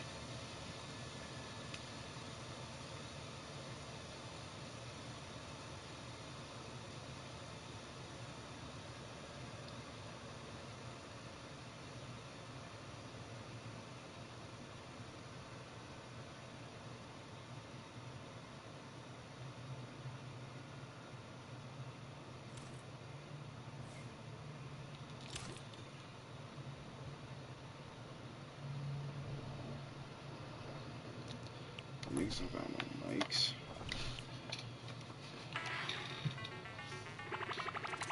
I'm about to see if the World Cup started, because it's supposed to be starting at 2. Again, with Sean on mouse and keyboard, one of the most mechanically skilled and gifted players in all of Fortnite. Now, with this combination of one of you on a controller and one of you on mouse and keyboard, there's got to be some pretty unique strategy that you guys can pull together. Can you talk to me a little bit about that? Yeah, our synergy is great. Like you said, he's one of the best mechanical players. His tunnels are insane. Like, it's just insane watching him play.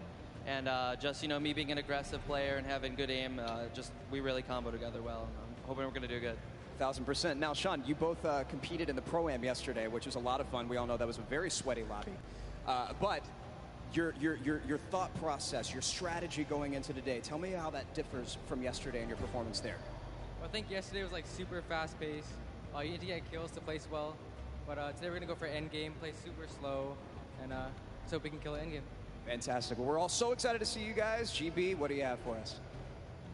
Always a pleasure to hear from the Ghost duo. They're going to look to go to the top, and they very well might do that. Now, I asked you guys earlier, I said, are you ready? So I'm going to ask you again, New York City, are you ready? Oh, no, I got to take the earpiece off. New York City, this is my hometown, and I know we can make some noise, so I'm going to ask you one more time. Are you ready? The Fortnite World Cup Finals start now. Let's send it over to your casters, Courage and Ninja. Yeah, it's about to get crazy. It is time. The Fortnite World Cup Finals live from New York City. Everything on the line here today. If I could have bought tickets. Shit dead in the city, I'm joined by a surprise away guest appearance, Tyler Ninja Blevins. I am so excited for today's action. Ninja, dude, the emotion here is insane. You have no idea, man. These guys have been playing for months, practicing, doing nothing but thinking, eating, sleeping, breathing Fortnite. That's it, and it's all led to this. I know the nerves absolutely at an all-time high. I'm nervous right now. I'm just casting. I'm not even It's playing. a fact. I'm about to end stream at 2, but I'm gonna stream this until 2. We're going to be playing today. Let's take a look at the format. Catch everyone up to speed. I know a lot of new eyes will be on Fortnite competitive today. And Ninja, here's the format for points. So, This is duos. If you place in the top 15 duos in this game, they earn 3 points. Top 10, they earn 5 points. Top 5, they earn 7 points. And finally, the Victory Royale, they earn 10 points. Now, those points cannot stack, meaning in a game, you can only get a max of 10 placement points. Also, 1 point per elimination. So finding that good balance between elims and placements will be very key. Here's the prize money breakdown. And Ninja, you've been involved in competitive gaming for a long, long time. Have you ever seen anything like this? No. I mean, you're looking at first place, $3 million. I mean, heck, I'd even settle for third at 1.8. Settle for 1 point. I'll settle. No, we've been playing. We've both been competing for a long time, and I've been competing for almost 10 years. Prize pool's never even come close to this. This is life-changing. Yeah, absolutely mind-blowing numbers right there. Again, everyone who made it this far, $50,000 in their pocket, but their eyes are on that top 10. They want to jump up that prize money ladder. Again, we are live right now from the Fortnite World Cup Finals. There are so many talented players here today from across the world. If you want to hear your thoughts on Twitter, use the hashtag Fortnite World Cup. Really, anywhere you can use hashtags. I know we both have our predictions. Absolutely. You want to go first? No. You go first. Who for you is your standout that you're looking to see if they can take it home today? Dude, man, I mean, I got to give it up to Mongol and Mitchell. I think they're gonna definitely close it out. They've been, I really am just super interested. FaZe about to take it, baby. Hands down, one of the most aggressive duos throughout, the qualifications. But are they going to do that here? Are they going to go for placement, or are they going to still WP like they've always been doing? That's typically been their gameplay of choice. There's a look again at Mongrel and Mitro, both qualifying from Europe. You see, last time they played in the week they qualified, their drop of choice was Loot Lake. So will that remain the same today? These early game battles, these fights for the different points of interest will be so key. You go with a European duo. Yeah. I'm picking a European duo as well. Another young squad, Mr. Savage M and Benji Fishy. Dude, Mr. Savage M is cold-blooded. Every time I met him, I'm scared of him. And they're absolutely insane, as you can see right here on your screen. We'll get those pictures fixed, don't worry. But either way, these guys are two absolute tanks. And Ninja, you've watched all these guys. You're absolutely one of the best players in the world, but it's almost like these guys are in a class of their own. They are, man. I mean, I've competed against some of these guys in some other online tournaments as well, and literally watching Benji just slay out an entire lobby by himself in squads it's like it's art, man. What these guys do, it's art, so enjoy. I know Mr. Savage in a public match got like 40+ eliminations in Season 9, which is unheard of, all by himself, solo squads. There are so many ways you can watch, though, this weekend. I've been just looking at my phone already. I'm seeing a million+ of you guys tuned in. As you guys know, so many ways to watch. You got Twitch, YouTube, Twitter, everywhere where there's live streams. Also, a new Fortnite.com/watch feature that you can go take a look at. You'll see some different individual feeds there that will be a crazy, unique way to watch Fortnite competitive for the first time. I know everyone at home looking forward to seeing their top players perform. This place now, Ninja, is insane. I mean, this is one of the most ridiculous arenas I think I've ever seen for an esports event, and I know people flooding on in from the outside. I just can't wait to get it started. Dude, this is literally what I've been waiting for. For like 3-4 months. The best of the best, all in the same lobby. All right, in the qualifying matches on Sunday, you're playing against, in a lobby, maybe like 4 or 5 of the teams who are actually here right now, but now this is going to be all of them in the same lobby. Every single battle is going to be the best players in the world fighting against one another. I'm excited to watch the early game when they're landing in their spots. I'm excited to watch the mid game during the rotations. I'm going to be taking notes, and you guys should too. Yeah. Also, other things that note to take to bring up.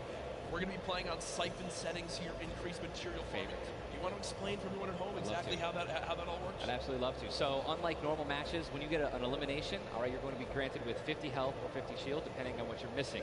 And that's also going to give you 1 point as well. They also drop 50 mats of each, wood, brick, and metal. So, eliminations are definitely going to pay off early game as you guys can stack up those materials.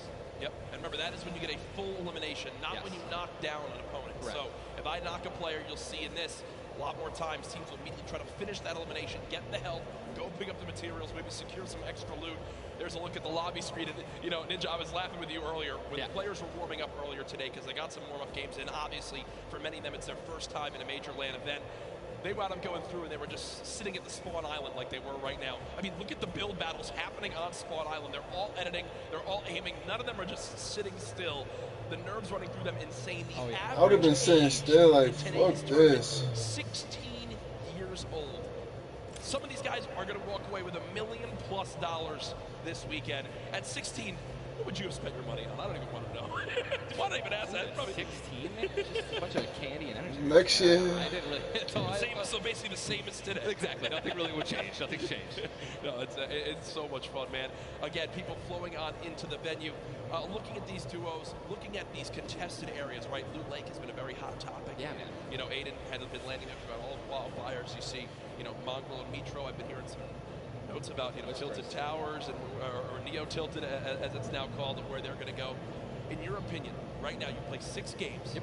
You know how detrimental it can be to your mental state if you have one where you kind of drop right off spawn and get taken out. Yeah. What is your game plan here? Are you going for it? You don't care how many people land there? You just go and play your game? No, or I think you shy away? What do you do? Oh man, these guys have been practicing. They know. They know that they're going to be contested. They know that, and they're not. You know, if they're intelligent players, they're going to play exactly how they've been practicing the last 10 World Cup qualifiers. They're going to go exactly where they go. They're going to push where they're going to push, and you know they're not going to care who it's going to be. Now me, honestly, I'd like to say that that's how I play, but dude, in a situation like this, I think that if I saw someone contesting my drop, I'd definitely defer and try to go somewhere else. Yeah. But you know, I mean, you have one bad game, getting over that. You can watch it while streaming.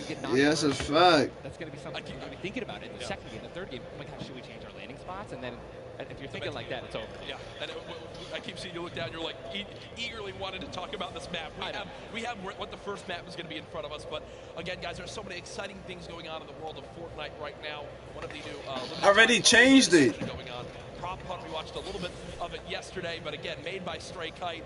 It's a fun little, you know, hide and go seek game almost, Ninja. Prop Hunt is the greatest thing that Fortnite has created from creative. It is amazing. It is hilarious. I mean, we were literally getting like angry and like. But also Is Sifu in this? I think so. I'm not too sure. Generator, get our points. I mean, you could be a toilet. You want to be anything? You want to be a pink flamingo, a bus? Go for it. Go for it. Just go for it. Yeah, we've had some fun games of Prop Hunt that we played. But again, right now, live in the gameplay for free, Prop Hunt. A little bit different than the competitive settings. Obviously, Arena, it's been talked about, Ninja. This is the most played in qualifier for a tournament ever in the history of gaming. 40 million competitors, down to the top 200. To be exact, 178 because of the double qualified players. Right.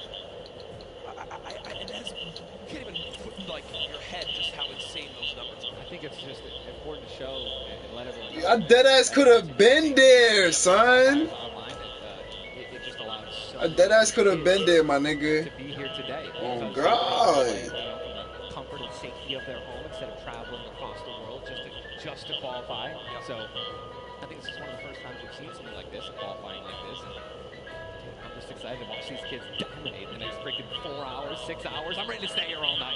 Hey, I'm down to sit here all night. I have no problem with that. I'm sure the arena is as well. When you talk about LAN events, right, you have so much competitive experience. You've been to so many across different games and genres.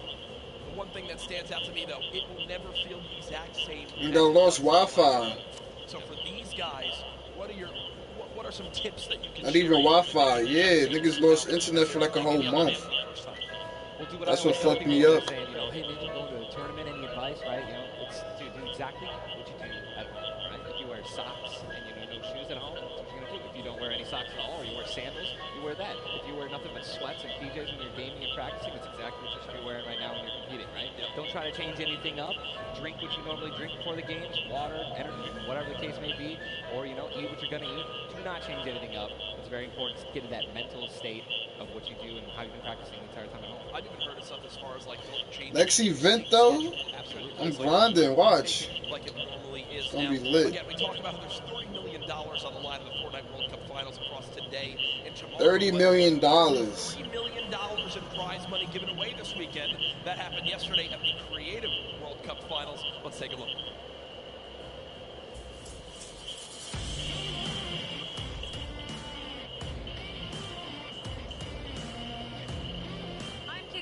And we're here in the player lounge right now, joined by the winners of the Creative World Cup. First of all, congratulations. Now, Scissors, how does it feel now to solidify that title? It's kind of awesome considering I love creative mode. It's thriving, it's awesome, I love it. Now, Tyler, did you ever believe that you guys would secure the position here today?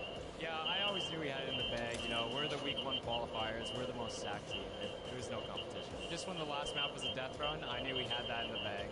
got some good players here. I knew Zan would clutch up, and he did just that. You can tell he lifted the finger. He said, we need 1 coin. Just grab this coin right down here. If he can do this without being eliminated. Here it is. The win. Oh, he misses it. Gets it with the trap trigger. You realize that one jump won this group here an extra $1 million. It's unreal. Like, if you want to practice with dev runs, you need to like do it slow. Don't go in blindly. Like try and like change everything you do every time you fail. Suzu, can you see yourself doing even more with creative? I mean, the success of today. Will you continue to go and play creative maps? I think I would definitely stay consistent with creative because I feel like there's a lot of potential in creative still. And yeah, definitely this is my thing. But I want to go down the line and see what each of you guys plan on doing with that prize. I'll probably end up like saving most of the money, maybe like some investments. He's 18, and he just won $336,000. What are you going to do with the prize? Rent? Rent. Yeah, I think rent. I'm going to be responsible. I'm going to save my money. I am going to be responsible and probably just invest most of it and try and get more money back. All right, guys, congratulations again. Absolutely outstanding job. Thank you guys so much for tuning in, and I cannot wait to see what the future of Creative Fortnite looks like.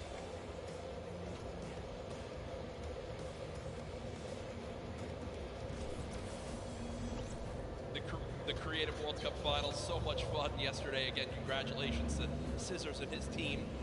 $1.3 million won. I'm going to address the elephant in the room here. It's not good to tap it. You didn't win that, Tyler. That's correct. What exactly happened here? That's correct. No, we got 4th place, but you know, the crew that I picked out, man, Tal, Taco, Kaz, just a good bunch of kids, man. I mean, I think, and I also got to meet a lot of the creators, the ones who developed a lot of the maps, and just a lot of passion from these guys, man. And, you know, I was really happy that I was able to, not even me, together as a unit, we pulled in, you know, 300 or 295,000 as a team. I mean, little whips, man, you know, we were just killing it, little ice creams. But that event was so incredible. And just another thing that kind of came out of nowhere again, that Epic changed the game with creative. You know what I mean? It kind of popped up out of nowhere. All these people, so many people, hundreds of people here because of creative. Yeah. And again, I know I talked to Scissors about it too. He can't believe just how far it's gone from his original runs he made to now it kind of inspired one of the 3 maps yesterday. For you, what was your favorite? Was it kind of the prop hunt mode? Was it the rod mode? Junkyard Juke, bro. Okay. Hands down, Junkyard Juke is the most fun game I've ever played. I mean, if you're going to go in with a crew of like 32 people, if you can even muster up a crew of 32 people, like I want that to be a playlist where I could just go and play Junkyard Juke, and if it still isn't 32 people, it's so much fun, man. With that, what about should we get the whole squad together or not? I'm down. Oh, we totally should. We should get a massive content creation squad and just go into that. It'd be the most funny thing in the world. I mean, there's nothing greater when you're a little teddy bear and you're just walking around like trying to make it in. It's amazing, man. Hey, listen, it's all fun and games here. Obviously, the theme of this weekend. Things going on outside of the fan festival. There's also the Battle Pass redemption. Everyone here has got tickets, has the commemorative tickets. So many things to look back on and remember these moments. For a lot of people here, whether they're players or the individuals and fans who traveled, it's their first time to New York City. Such a legendary, iconic place to have this major event. You see again the crowd continuing to fill on in, just getting some final things set up for the games. We can get it all launched for you, but trust me, we're all eagerly awaiting the start as well. So many organizations represented throughout the weekend, and I have just received the word that we want, Ninja. The game is ready to go. I'm ready. The first Vic Boy, man. Who's it going to be, guys? All right, I want you guys to scream out your favorite duos right now, man. Make some noise. Who do you think's going to win today? Scream it. I want to hear. Oh, it's gibberish. None of it makes sense. I think I hear Mongrel, Vitro. Here we go. Ladies and gentlemen, the Fortnite World Cup Finals duo competition begins right now. This is going to be intense. I mean, there's nothing more, honestly, nerve-wracking than the initial launch. Off the bus, man. You're flying. Someone's going to die. Someone's going to be eliminated. Who's going to be the first one? Yep. You don't want to be the first one knocked out in the World Cup. You know, I mean, literally, I knocked him like, you know, it was the first game in the Pro-Am, and that was just amazing. He can't live that down. I don't want to be the first person knocking this. No, for sure. As now we immediately hop on board with my pick to dominate today, Benji Fishy and Mr. Savage, and they're heading right towards Happy Hamlet, a place they've called home so many times, and this is contested. It's already contested. You're flying on into here, Ninja. The early game's so key, and already Benji Fishy trying to put shots down range with that revolver, but area is contested. You see they're kind of split from each other right now. What are their comms like in this exact moment? I mean, I think right now they're just going to be trying to hear exactly where these guys are, footsteps, any type of information they can pass off to one another is going to be very important. They've been practicing this landing. I'm pretty sure I've watched these guys play literally every week because they're from EU, so they were before NA qualifiers. And yeah, this is exactly where they normally land. Savage and Benji, they don't always land on top of one another. And you're honestly at a disadvantage if you do land in the same house because you're going to be getting less shields of one another, right? Less chances of getting shotguns and things like that. And I'm just interested to see how they're going to play this out. Are they going to be aggressive? Are they going to back down? Well, we just saw the first zone has been revealed. It is a northern side zone, so anyone in Happy Hamlet not safe. Full of food, frosty flights, Paradise Prom, Lucky Landing, all not safe. As we continue to keep an eye on this fight, 98 players remaining right now in this game. Now, we mentioned the increased material farming right now. So if you're hitting a couple trees, you're getting 20, 30 materials like it's nothing. Let's shift our focus, though, towards the middle of the map here at Dusty Divot. And it looks like Landjock and Punisher go out very, very early in this first game to Tetra and Eclipse, the new Rogue members. They're wasting a lot of material right now. You can already see it. You've got only 100 maps left. That's 10 builds. These early game fights are really so detrimental. You have to be very, very, very particular with how many mats you're going to use when you're trying to ramp rush somebody, because if you make it there and they shoot you out and you have no mats, I mean, you're left with literally nothing to protect yourself with. And look at the advantage that you now have. Tetra hasn't had any shields, but because 2 eliminations come on through, he gets both. That's 50 shield per elim, putting him at max HP, and now he can completely change how he takes this fight. It's not like the normal games where you're still stuck at 100 health and you might second guess what you want to do. You might play a little more passively. No, because of those early elims, they now have Dusty Divot to themselves. They pushed out the Asian duo, pushing towards that top Dusty Divot side of XXM and Bend, and now they're sitting pretty. Divot all to themselves. They've got metal galore here, as well as wood. The one material that really be lacking is going to be stone. Yeah, definitely going to be lacking stone. They can get 500 metal, which is going to be their most valuable asset here, landing at Dusty. What I'm just interested to see is, you know, they have no rotation items when you look over there, so hopefully they find something that's going to help them rotate later. There are no balls that spawn in Dusty, so no ballers. It's going to be very difficult to make in the late game if you guys don't have some sort of crazy rotation. Shadow bombs.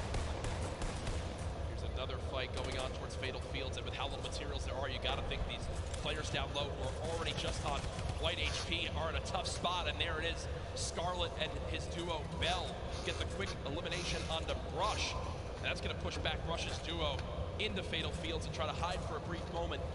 Another rough start right there. So much stone in Fatal Fields. I mean, Fatal Fields is an underrated landing spot. I think you can get everything at Fatal Fields. You definitely get wood and brick very quickly, and then, there's definitely some metal that you can gather around. Like, you know, there's a bunch of cars and things like that. Tractors there in the sticks. But listen, man, I'm really curious as to why they're not pushing Sizz. Well, it's kind of a double-edged sword too, because yes, Sizz is by himself, but we've all experienced how easily you can hide in that brush there in the cornfields. And Sizz Lucky, these top players who land Fatal Fields know how to actually navigate the loop in the corn without breaking the corn. So I need to break the corn every time. Right, same. I'm not good enough to know, but there's a certain path you can go on, and Sizz Lucky will actually be able to go back and pick up Brush's card. So this is key. Think you should go Reboot Vans. Remember, when you get brought back, you only have 100 HP and a common pistol. That will bring a lot of attention over. If you are Scarlet and Bell, are you sprint back over that fight? I think so. Now across the map, though, an engagement going out between KBB, Yu-Wang, and their duo up against Vinny and Zexro, and there's the knock right there, Ninja. Drum shotgun's very powerful. It's definitely underrated. You can get inside somebody's 1x1 right there. I mean, there's another knock with the drum shotgun, just absolutely wreaking havoc. Yu-Wang trying to take this wall. I think his teammate is not going to be able to stay alive, so it's going to be Zex and Yu. He's got the shield advantage. All he has to do is play this patient. I'm going to be pretty sure that these guys don't have that many materials, so just needs to spray it out and hopefully find a chance to take it down. But he's healing up. Yeah, Zexro has minis as well as big shields, so we'll be able to get back to full shield. And Yu-Wang now in a tough spot. Do I try to go? Zex definitely can interrupt this now. He took too long to start home with the res, but it looks like he's just going to be going for reloads, taking his time, and he might be dipping out, maybe trying to. He's definitely staying aggressive, but he's going to get the revive off, and now it's a 2-on-1 again. Zexro staying confident, though. Knowing right now still at over 150 HP. The teammate has to be at 30 health. The wall comes through, trying to spray it, and it's not going to happen. And you see Zexro right there, hands right to his head. Some solid damage done, but Yu-Wang dropped down to 59 HP. But with that elimination, we'll bump back up to over 100. Very, very close right there, Ninja, with the drum shotgun. very important is checking out the Storm right now. A lot of these players, there's a lot. You guys can't see the screens. There are plenty of people who are outside. They're going to have to start their rotations in. And this is actually where a lot of very talented players with their aim can clean up a lot of kills. This is actually my teammate and I reverse. Our strategy was to try to get in those spots where you can beam people who are going to be flying throughout the sky using a lot of the slipstreams and just taking advantage of, you know, your incredible accuracy. A little update too on Sizlucky. They did get the reboot in Fatals. They're both back in play. Look at how slow this lobby is going, folks. 92 players left, and a definite fan favorite here. Nate Hill and Funk of FaZe Clan currently set on up near Lazy Lagoon. And Ninja, this is your landing spot that you went to with your duo reverse. What are maybe some little tips and tricks for players at home who like to land here? All right, so there's, you go on the boat, on the ship, every single one of the masts is like worth 200 wood, so you definitely want to go for those. You can easily get max wood in Arena in probably less than 10 seconds. And also there are some metal anchors in town that you can get for about 300 metal, which is, you know, and like the most valuable material that you can get. I mean, I'm just 91 players. I mean, have we talked about Storm Surge? I mean, we haven't yet. I was going to let that be a bridge when we cross it, but because 91 people left, I mean, how soon is it going to be? We're going to have Storm Surge in every game. Yeah, I mean, it's going to be like, this is going to be nuts. You guys don't know what Storm Surge is. Basically, the people that has done the least amount of damage is going to start taking damage until they get above the damage threshold. Yes, and it tells the players on their screen what the damage threshold is. If you're used to playing home, you probably have never experienced Storm Surge in a normal game, but it is very common in competitive because everyone wants to last until late game, earn those extra points, and wind up getting got my food. Watching Letwick and Quexy right now, it's so scrappy, Ninja. It's not your normal game where you get to loot up and freely grab everything you want. Here, I mean, look at the inventory. Did it start yet? Heavy assault rifle, 2 heavy bullets. Yeah, I mean, people are not going to be able to loot. They're not going to be able to loot normally. I mean, you have every single spot is definitely going to be contested or have talented players who are surrounding you. You got to be constantly worried about getting sniped from the side. All it takes is, let's say, 2 seconds to be caught off guard, and you can get dinged twice with infantry rifle. And boom, there goes, you know, 100 and 160 health, man, just like that. 89 players left now in the lobby as Quiz and Cover H, the duo, do get cut down. 45 duos remaining. The second zone has just been revealed, and again, Storm Surge will begin after that. I absolutely think it's going to happen. That will be for 70. I bet it's lit. Keep that in mind as this goes on. Players who haven't really done any damage will know that they're going to be at a point where their hand is going to be forced. They're going to have to put on a little bit of aggression. You're going to see the game pick up just a little bit here. There's Snappy and Red Rush. Already in the next zone, they're more than happy to just farm up this metal structure and claim it as their own. They're actually very centralized as well. Yep. I mean, a really great strategy that you're going to see a lot of people going to be using throughout this weekend in solos and in duos is to just try to get in the I wish people could like kind of pray that the circle is going to stream it. I mean, I'm still looking at a lot of these guys' inventories. One guy just gets knocked in front of him. Like he's going to try to save his team, and it's not going to happen. There's not a lot of rotation items. I haven't seen a lot of shockwave grenades. I haven't seen a lot of shadow bombs. I don't see any launch pads in anyone's inventory. Yeah. It's going to be such a, like, the rotations late game are going to be nuts. People are going to get... I want to see my son Nate Hill. Letwick now all by himself in a 1 versus 2 as his teammate did go down. You see Parpy and Volks still quite healthy between the two of them. Over 140 HP for both of them. Parpy still playing the slow ground, trying to spray out the opponent. And look at the material count for Volks. 135 total builds. It does look like Letwick just kind of ran away, but I don't believe Letwick was able to grab his teammates' reboot card. So will basically be by himself the rest of this game.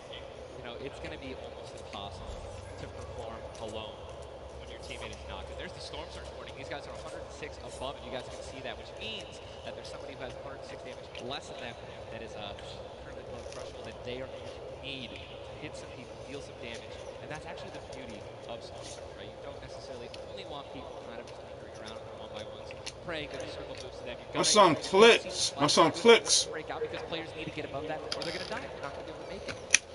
Now moving towards the Dusty Divot. Yeah, I was about to say that's the same kid I was playing with Faceway and Tfue in the trios. Very young duo from NA East, and you just said yourself, I didn't even know you could farm this. Didn't even know you could get down there. This is the beauty of it, right? These are the top players in the world showing off the little things. That's a fact. I see that. No one else can pick up on. Many teams already stacking here as there's niggas is stacking materials to be farmed up. And for a lot of players, Ninja, once they get max, they don't just stop there. They keep farming to have an excess for more if they need to expend a lot of materials quickly. On the bottom right of your screen, you see a fight going down in Salty Springs. A lot of grenades being thrown right there. That's going to be Serpent and Hype. Serpent and Hype in a pretty decent spot. If you guys can look up the map that we're staring at, every single team is now in the safe zone. Everyone is safe in the next circle and is moving in. Double sniper is in play. For those of you guys who do not know, a heavy sniper will take out a metal wall. It'll take out pretty much anything. It does 1,500 damage structures. So if you have two teammates who have double heavy snipers, they can see a team line up a shot of somebody hiding in one by one and be able to take them out. And that changes the game completely. Once you hear double heavy, you can no longer sit still ever. Or if you know where they're at, you have to make sure you have at least 2 walls of cover on that side to protect you from the inevitable double snipe. And when we say double snipe, it's as far as 1, 2, 3, shoot. And they both fire at the same time and catch you off guard. There's absolutely zero time to react. And one thing you guys we've talked about are the rotation items. You got 6 shadows from this guy, and they have a baller, so they're sitting pretty. I think these guys are in a great spot. Absolutely. And you see the zone did just update towards the northern side of this current storm. Storm Surge is now in play, so players beginning to drop. 80 players in total in this game. They will just rotate on out of here. Hype and Serpent don't want the fight. And that's Jay now quite weak. With Storm Surge beginning to tick in, Quentin and Lanouf now having to push a fight as Storm Surge is affecting them as well. And you see it just kind of smites them down from the heavens, and there they go, getting dropped by Storm Surge. Unfortunate for them, but again, with not enough damage. That's my first time seeing that Storm Surge shit. What the fuck is that? It really does just force people into some pretty tricky situations. But again, man, it just goes to show a lot of aggressiveness is going to pay off for teams, man. You don't want to be put in that situation where, you know, you have to desperate push. Maybe a duo that's better than you in combat. You know what I mean? And Airwax and Nikon. That's a replay. Was that a replay? My son Airwax is nice. Airwax and Nikon. Airwax. I always call him Airwax. I'm weak. Airwax double qualified as well. Tough first game for them as they do go out quite early on. 71 players left in this game. 38 duos. Again, it's a slow crawl as everyone begins to drop. Have you ever seen anything like this in competitive? No, I think that the only time that we saw numbers like this were when the circles they didn't really chunk that much and they were more centralized in the beginning of competitive. So really no one had to rotate that much and no one had to fight. Benji Fishies and that shit? Around the map, you can't really predict them. I mean, getting these players who have, again, the great aim, they're just beaming people who are focusing on trying to rotate in the circle. Now, look, so many people coming from the south right now. And it's just free kills if you guys are in a top position. That nigga Benji Fishy's controller player. That's a fact. The Benji Fishy nigga, he with a fish skin. Look at all these people who are already boxed up and are already creating these tunnels. More shots coming down. If you don't do damage to people in a certain amount. That's gonna be, I mean, if you get in a position where some players are already getting focused on the outside, 8 grenades, you might be able to clean up those kills too. Yep, that's right there. They do box up in time. Did take some shield damage, but thankfully they have some minis to replenish that. Just a few brief moments as there's Eclipse now using them. He's got his teammate right next door as well. Medkit, so they're going to pop that too. Every little bit of HP matters. Saving the campfire for the late game, it appears. Ronaldo save the campfire. In the elimination feed right there. Here's a look at Mongrel earlier. That's a Mongrel. They're set up currently in this zone. 68 players left. You got this nigga Ed, son. I'm serious. I mean, here's, you just check his inventory. Only got 2 guns right now, which is inventory rifle and a combat shotgun. So he has no spray guns. All right, spray guns are, you know, anything to an SMG, tactical assault rifle, SCAR, anything like that. You know, you've got to have a gun that can shoot pretty quickly to kill players and hit players through their 1-bys. You know, very difficult. Look at that healing too, though.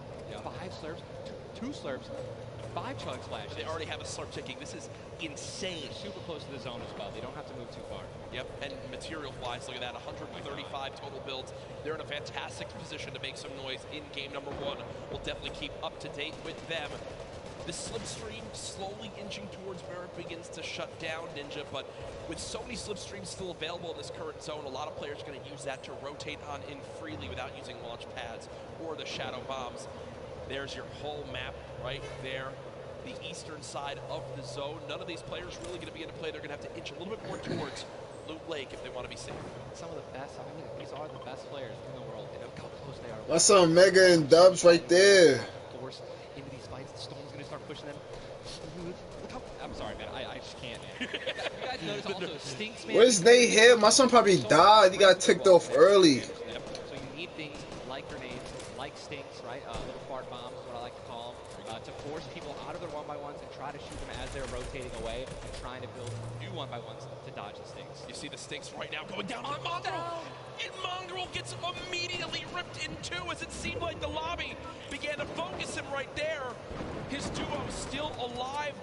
With good rotation, luckily. Definitely has a bunch to, to be able to play with. The next Storm Surge has begun to kick on in.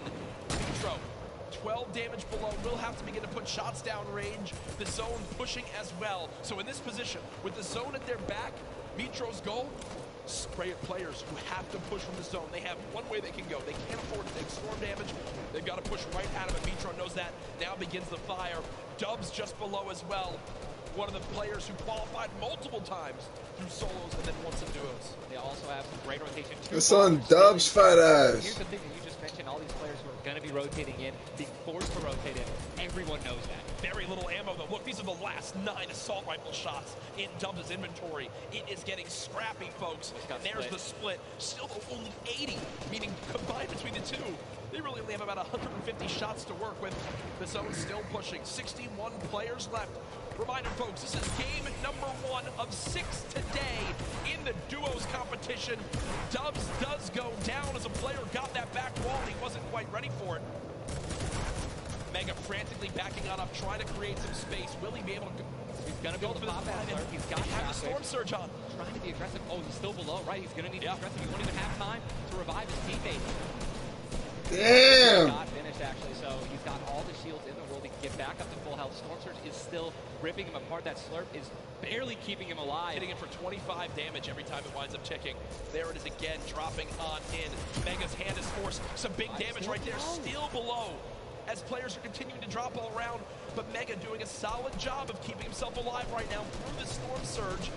Fantastic composure again, one of the young players on this stage looking to try to secure the title of Fortnite World Champion. That's a fact. My son dead. 14, 15. Still down. Now above. Finally above. And guess what? The most important thing to realize, guys, look at that rotation.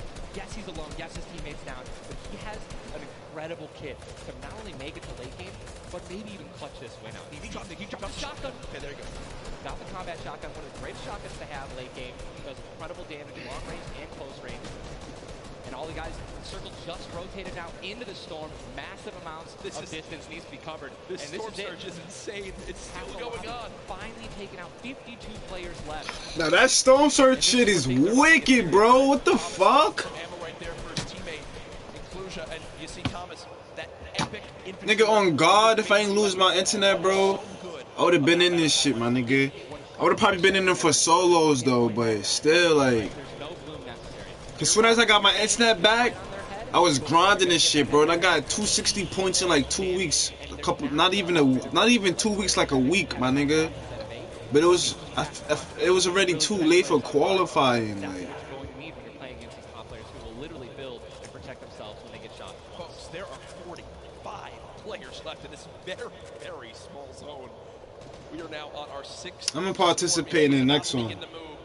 Watch. Niggas gonna see my name. Just wait on it.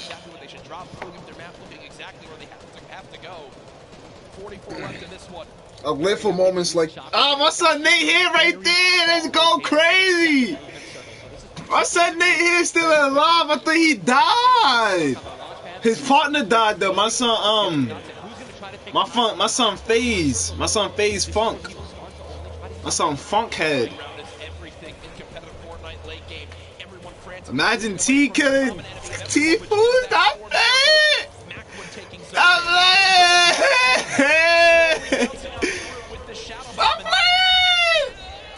Does land. Yes, but taking no storm damage, just playing right on the edge of it. Yeah, right on the edge of the zone right now. We'll just stay boxed up for a brief moment. Nah, son, next one I'm participating. I'm grinding the fuck out that shit. I know I could do it. I know I could do it. This is what tunneling is. When you hear players mention tunneling, this is it right here. You move with the zone, hit tunneling range, get yourself covered. It's the only thing I'm gonna really have to practice is tunneling. You feel me? But I know how to do it. But under pressure, that's all I need to practice. Oh, my son Funk's still alive too! Ah, that's so crazy! Yo, Mr. Savage and Benzie Fishy's controller. No, Mr. Savage is a fucking PC player. I know I'm not mistaken. Benji Fishy is a controller player. I think he's on BH. The clan BH. Remember the creative map? Yeah. I was watching that shit last night. Not last night, but I was watching it yesterday. 24 players left in this one. Oh, you talking about the creative map that I was practicing on? Yeah, that's a fact. That's a fact. I can still use that. Yeah. Mr. Savage goes down. It's up to Benji, and listen, Benji's been in this position before. We know he can handle it. What? Mr. Benji's not a fucking controller player? Now taking some storm damage. Benji's just gonna try. Listen, look at the materials. Not a lot left. They're only using their shadows. I think he has one build left. Yep. That's it. That's all he has. He got one build left. Yeah, it's over. 10 total builds. He's just trying to outlast as many players as possible. Remember these placement points. We've made it into our top 10 duos. Now into our top 8. Zayd and Saf now. Zayd and Saf now on the high ground. Mega. One of the few, the only duo left. This has a Zayd and Saf win written all over it. Mitro, Mongrel's duo, was all by himself very early on. Still alive. Mega. 40-hour storm now getting beamed. Can the North American Mega is known for clutching. Mega. Raining down fire from up top. You see the frantic builds coming in. Benji Fishy goes down. Mega, Mitro, and Scarlet on the low ground. Shots still coming on in. Zayd and Saf just sitting. Damn, I saw Mega went down. Tries to get it done. Not enough. Zayd and Saf, 2 versus 1. Will they take game number 1? Yes, they will. Zayd and Saf had the high ground, and they Let's go crazy. from above. We're able to make a 5 lamps plus 10 placement points. That's going to be 15 points. Game 1. Talk about a monster game number 1. You saw the immediate reaction. They know how key that was. And I've watched so many games of competitive Fortnite, Ninja. They were the only duo left with still like 18 players remaining. When they get the high ground like that, they send one player down to get close. Scarlet was already weak, and there's just no shot. In the end, the veteran players... Yo, imagine this was us. Imagine we was up there. And, you know, Ninja, that was a big topic of conversation. Imagine. With LAN experience, players who've been around the Fortnite competitive scene at these major events for a I'm long rooting for time. Mr. Savage right now. The nerves get to them. Guess what? The answer is no. Zayd and Saf take game number 1. Kept their composure. It was absolutely incredible to watch, man. And I seriously, these guys I'm rooting for my son Nate Hill. And my son Bass Funkhead. Brilliant performance. You know that their game plan is always last. Nah, game 1 was legit just now. They made it through those storm surges, even with them not getting very aggressive. They had 0 limbs down to those final few moments. Mr. Savage and Benji Fishy, we have to talk about them for a second as well. The European young duo, they were on the high ground. It was looking good, Ninja, but so many players focusing them, the shockwave grenades as well, and they had no healing left. It's unfortunate, man. We have a group full of these players who are literally the best in the world. They know exactly how to win. My son said he rooting for Mr. Savage. They capture something high ground after rockets, shockwave grenades. I think that's actually what happened. Shockwave up and knocked him out. My son's on game 1. Shield like Zayd napped it at the end there, and that high ground. Let's go crazy. What a sigh of relief. Incredible first game, and we're only just getting started. We're only just getting started. Remember, 6 games being played today in the duos competition, in which $15 million will be rewarded tomorrow. 15 million. With solos, so you want to stay glued to the streams. Here for the Fortnite World Cup Finals live from New York City. Use the hashtag Fortnite World Cup. Get involved in the conversation. Send Ninja and I your thoughts after game number 1. Who surprised you? What are you looking forward to in games 2 through 6? For me, other things I noticed, man. You've got to be on your A game. When it comes down to taking note of where you are with the storm surge, those were longer storm surges that have lasted than I've ever seen before. I've honestly never seen storm surge affect the game so much. Yep. Because here we are having 80 people left after the second circle. You know what I mean? And these guys, they're not going to let you hit them. You know what I mean? And if you want to put shots on these guys, it's going to be when they're flying in the air, rotating, which you also expose yourself to a sniper shot. You know, absolutely. High risk, high reward, man. Right? Let's see how these guys change. I wonder if the guys who did get hurt a lot by the storm surge, are they going to make changes in the second game? Are they going to be a little bit more aggressive and trying to deal some damage as they rotate? It's a That's what I want to know. That's a great way to think of it. I know there were so many people that want to give their thoughts on these games, but over at Unreal Island, we've got our very own Sundown with his thoughts on Game 1. Thank you so much, Courage and Ninja. In the first match of the duos competition is over, and the Victor Royale's experience wins out. We talked about Energy Zate and Ghost Sap and how they've been playing so long together, and that endgame was a prime example of textbook Zate and Sap. We're gonna re-roll it one more time, and we're gonna break down kind of how they were able to keep the control. Now, pay attention right away. You can see on the backside, Saf has one angle while Zate is going forward, and they're moving back over the tarps they've already established, but the angles they take make sure they're covering everything. They hear the shots below, they're putting the fire down towards them, and Scarlet is able to pick up Mitro, but doesn't have enough to get out. Zate and Saf, 5 eliminations, Victory Royale, 15 points, showing that their competitive experience, their experience on stage and at major LAN events is winning out right now. They say nerves, what nerves? We might as well be playing at home on our own stations because they are just that good. Match 1 is over. Time to get back over the stage for match 2. Ninja and Courage, take it away. Thank you very much, Sundown. Great stuff as always there from Unreal Island outside of the venue, enjoying the event themselves. But again, game number 1 in the books. Obviously, so many updates to see exactly where we stack up. In the end, those final moments can be so hectic. So before we hop into game 2, we will have a standings update for you all at home. Who do you think's up top of it right now? Well, guess what? It's Sap and Zate, but And Benji, Mr. Savage, man. Just incredibly clutch solo moves and plays. Both of our predictions. Both of our predictions. And they're still up there. Guess what? Imagine if they're healthy, when they actually get some good rotation items. I'd love to see how they're going to play the late game, man. Placement points is so key. You did a great job pointing out Mitro at the end. And not only does he stay alive, not only does he perfectly use his materials and his movement items, but he somehow finds 5 more limbs, putting his team from probably an abysmal game 1 to top 3 in our leaderboards. Again, here are your standings from game number 1. Dubs and Mega, they wind up making it through as well. And that's because of Mega staying alive, too. Absolutely. Incredibly talented duo, man. Honestly, I'm looking forward to seeing what Aiden can do. Sean, so hopefully they step it up in this next game. Game 2 is about to get on its way, man. Are you ready? I am ready. Ladies and gentlemen, game 2. Sold-out arena. Are you guys ready for game number 2? Your man stream like 2:30. Oh, yeah, they are. 8, 7, 6, 5, 4, 3, Let's get ready for game 2, though, baby. 1. The battle bus has launched. Game number 2 of the Fortnite World Cup Duo Finals is underway.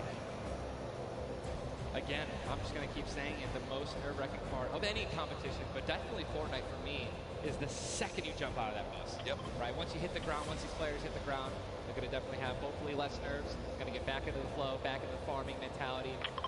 And man, I'm looking at these llamas on my screen. I'm just hoping that they find them. There's nothing greater than finding the new upgraded llamas with 350 mats. Dude, they're insane. And they're everywhere. And look, wait, can we look at the map? Look at the north side. We've got 3 llamas in a very small area. Llamas. And many players have gotten better at spotting llamas from... Yo, I ain't gonna lie. If I jumped off at Pleasant, pressure, I would have seen those llamas. Look for llamas as we're flying in because, usually you're looking for players who's going to be landing next to you. But if you actually keep an eye out for that adorable pink, purple, and blue llama. And there's one. I mean, look, you're just going to get rewarded with shield, rotation. There's shadow bombs, campfires, minis. I mean, these are incredibly valuable. And remember, materials get capped at 5. I ain't gonna lie. Nah, he gotta get ticked off. He just want the llama. You can spend much less time looting and, farming, and much more time looting. And look at Zate perfectly using the Shadow Bomb Ninja. For players at home are wondering how he just use it for way more than the 6 seconds it actually lets you use it for. Explain a little bit of staying on the side of the mountain. Yeah, all you have to do is just continue that jump animation. That's going to trigger the double jump. And as long as you don't touch any solid ground, You're not gonna grab the med kit? double bounce back and forth, man. It's an incredible use of the shadow bombs. We're probably going to see a lot of players do something like that in the late game off of other people's builds, and which is way more difficult to do that off a mountain, by the way. For sure, as we now take a look at Storm is landing side of the map, and this storm is very far. Great point to bring up there. We can see on our side the zone. If y'all didn't peep, nobody was really going to Pleasant. I would have went to Pleasant. Only one team went to Pleasant. One near the middle and south outside will have to move, and you see the elimination feed very early on. Elevate does get cut down, so a tough start for the duo from 100 Thieves right there, as you've got to wonder if Arkham's still alive. Either way, though, Daedra and M11Z basically down in Loot Lake, sorry, in Loot Lake, Lucky Landing, and they do have a duo nearby. Looks like they're trying to obviously back away, want to farm up. Lucky Landing is not really a 4-person landing. When more than two people land here, one of them is going to be leaving a little bit handicapped. Yu Wang in a fight right now, popping that last big shield, so all of his damage that he will take from now on will be permanent unless he gets an elimination and gets. And look at how good these stink grenades are right now. Scram and Mexi have lost so much HP off the start of this one just from getting ticks. The spray does come up through a third party, though, beginning to shoot down on a Yu Wang. So another player putting their attention towards this fight. Trying to line of sight at Snobby, but KBB does go down. It's now Yu Wang all by himself, and no materials left, Ninja. He can't even take a wall. They're really, this is an abysmal position to be in. Yu Wang knows that, trying to fall back to his teammate to maybe sneak a revive, but I just don't see. These players really are kind of hesitant. You know what I mean? They don't necessarily want to push. There is a third party now. They don't have a lot of shield. Are they going to get it off the right play? They're going to push forward. Yu Wang no shield, and he's going to get the double. Ooh! He's going to get the double and the revive on KBB. Ooh, that's why the combat is OP. That just slid down the ramp. He slapped both of them up. Takes them down. The 4 builds left. I believe there was some help. The shots that came in from that third team getting nearby, which weakened them at first. Yu Wang gets the cleanup on the last one right there. What a swing for the duo. Shot does come in onto Keys, though, as another fight going down just outside the desert side of the map. Keys and Slacks up against 2. Running out of materials already, and guess what? These guys are at the farthest point of the storm. Yep. So this is not, they can't afford this fight, right? The longer this takes, they're not going to be able to get materials. They're burning all the materials in this fight right now. So they're definitely going to need these elims to make up for it. Ooh! That was and he's going to get the knock on Landjock. And Landjock and Punisher went down early last game as well, and it looks like Landjock will suffer the same fate here. Upgraded combat shotgun, you know he's going to take that. Punisher trying to make some plays here. Still now it is a 2-on-1 situation. Just need to play the numbers advantage. And again, Storm is about to start moving, so they're going to have to make some plays sooner rather than later. No ammunition. Very few builds. No shield. This spells disaster, and Punisher goes down, and there's the frustration in the player camera right there. Slacks and Keys. 2 quick eliminations. Slacks and Keys. You can't do that. It takes so much time in that fight. They've got to go very far still. Now over to Neo Tilted. Clicks and Skeptic in a fight. Got some shield. Doesn't necessarily want to use this mini to only get a 10. He's trying to obfuscate small, help his teammate out. No, he's getting taken. With the trap kill, he's going to get the knock. Unbelievable, incredible plays. Bad Sniper goes down, and now he's continuing to branch out. When you guys are in fights like this, you always want to do exactly what he's doing right now, which is branch out, continue to build these little 1x1s with pyramids, try to confuse your opponents of where you actually are healing up. Skeptic, just 8 builds left. They're trying to stay alive right now. They do have the number advantage. Clicks has time to pop 1 mini, and it looks like they're going to go for it right now. They made the conscious decision to try to build out, but no. They back up for a moment. Finally gets a shotgun. Yep. Shotgun picked up.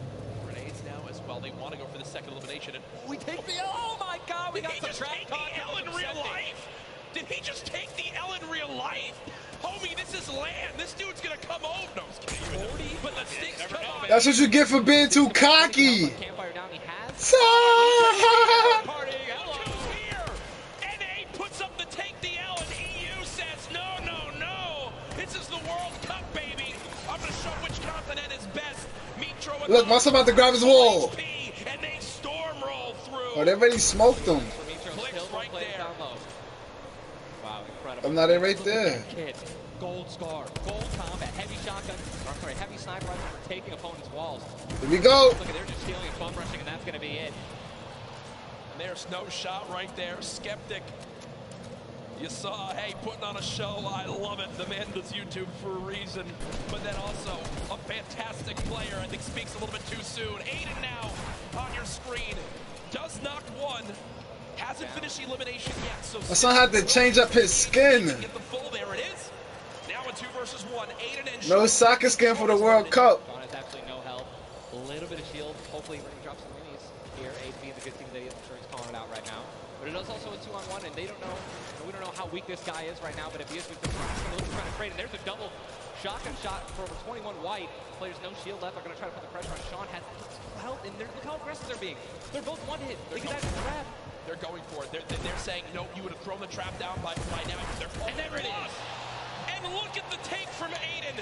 The jump out to the side, and they'll be rewarded with shields, with materials. And look, Aiden actually, there was 2 big shields. Yeah. Aiden's got the full health. That's incredible, man. See the stats so far in this game. Aiden has done 434 damage, has taken 312, and he's near backup to max health. I know Aiden is a crowd favorite here. Every time the camera goes on, there's a big cheer from this sold-out arena. For those of you guys who do not know, the Storm Circle is about to update right now. We just saw our second one forcing everyone out of the north and east side of the map. And also, guess what? Every single llama was found. Yep. All 5 llamas have been found, so we have some probably high material players right now. A lot of rotation. Oh my god, I can't even freaking out, man. You're getting into it. Looks like a lot of people. I love it. Yeah, we're looking around. They're all gone. There's only one airdrop that's left, which means a lot of players. It's very difficult, man.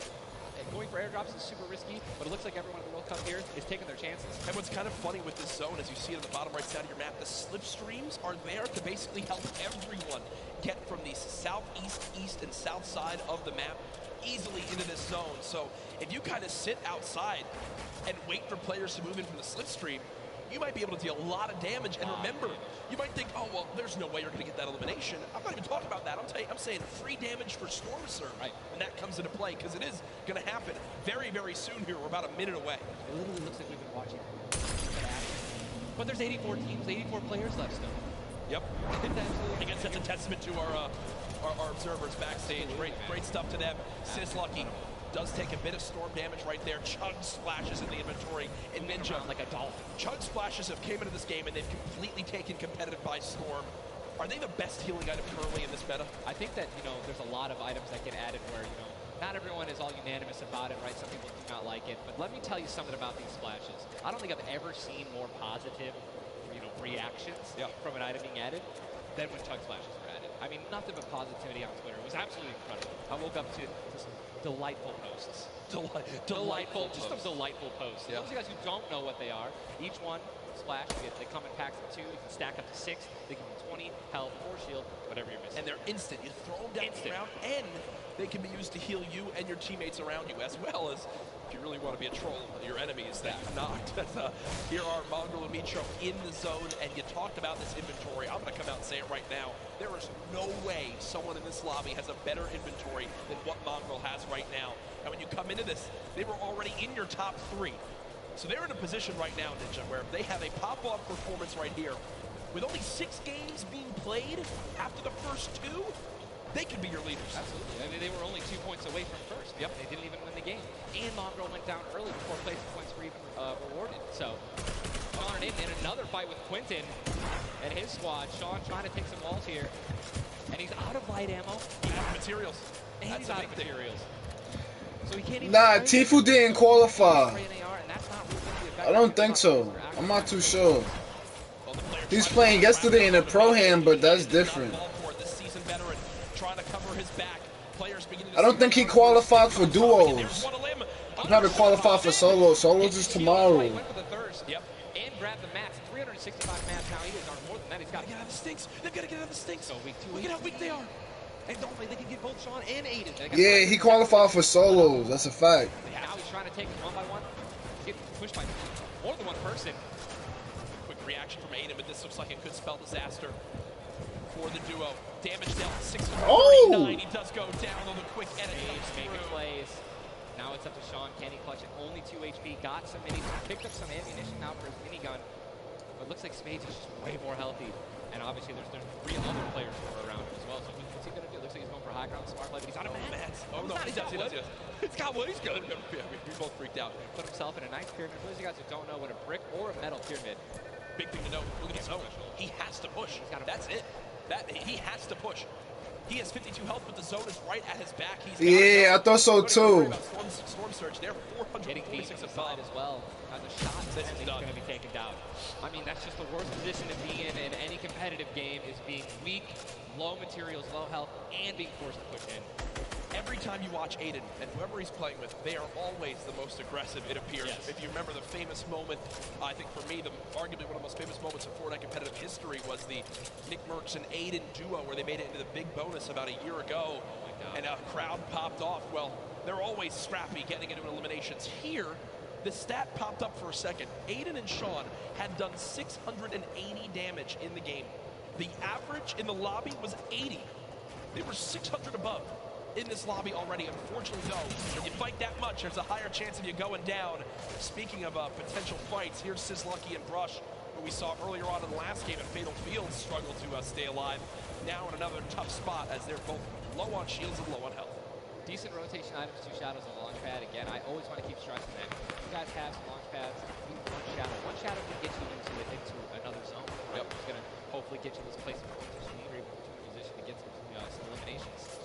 But yeah, as you said with Aiden, we mentioned this earlier, are people going to change how they're going to play, right? Are they going to Damn, it's 9 circles? I'm pretty sure we can say that I never knew that. They're being incredibly aggressive. They're putting the damage down.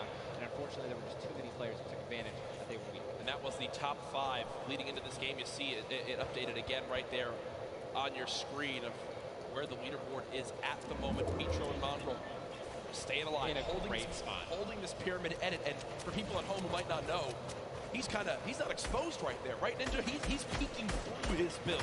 Correct. If you guys are peeking through a pyramid, you hit edit on it, you cannot be seen, right? And you can also see through it. It's a very amazing feature.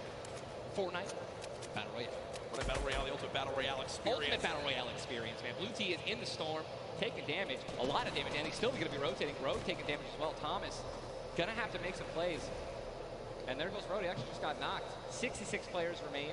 And this storm is kind of moving a little bit away from the north. But once you have a high ground mountain in play, I mean, I'm wondering if it's going to go north.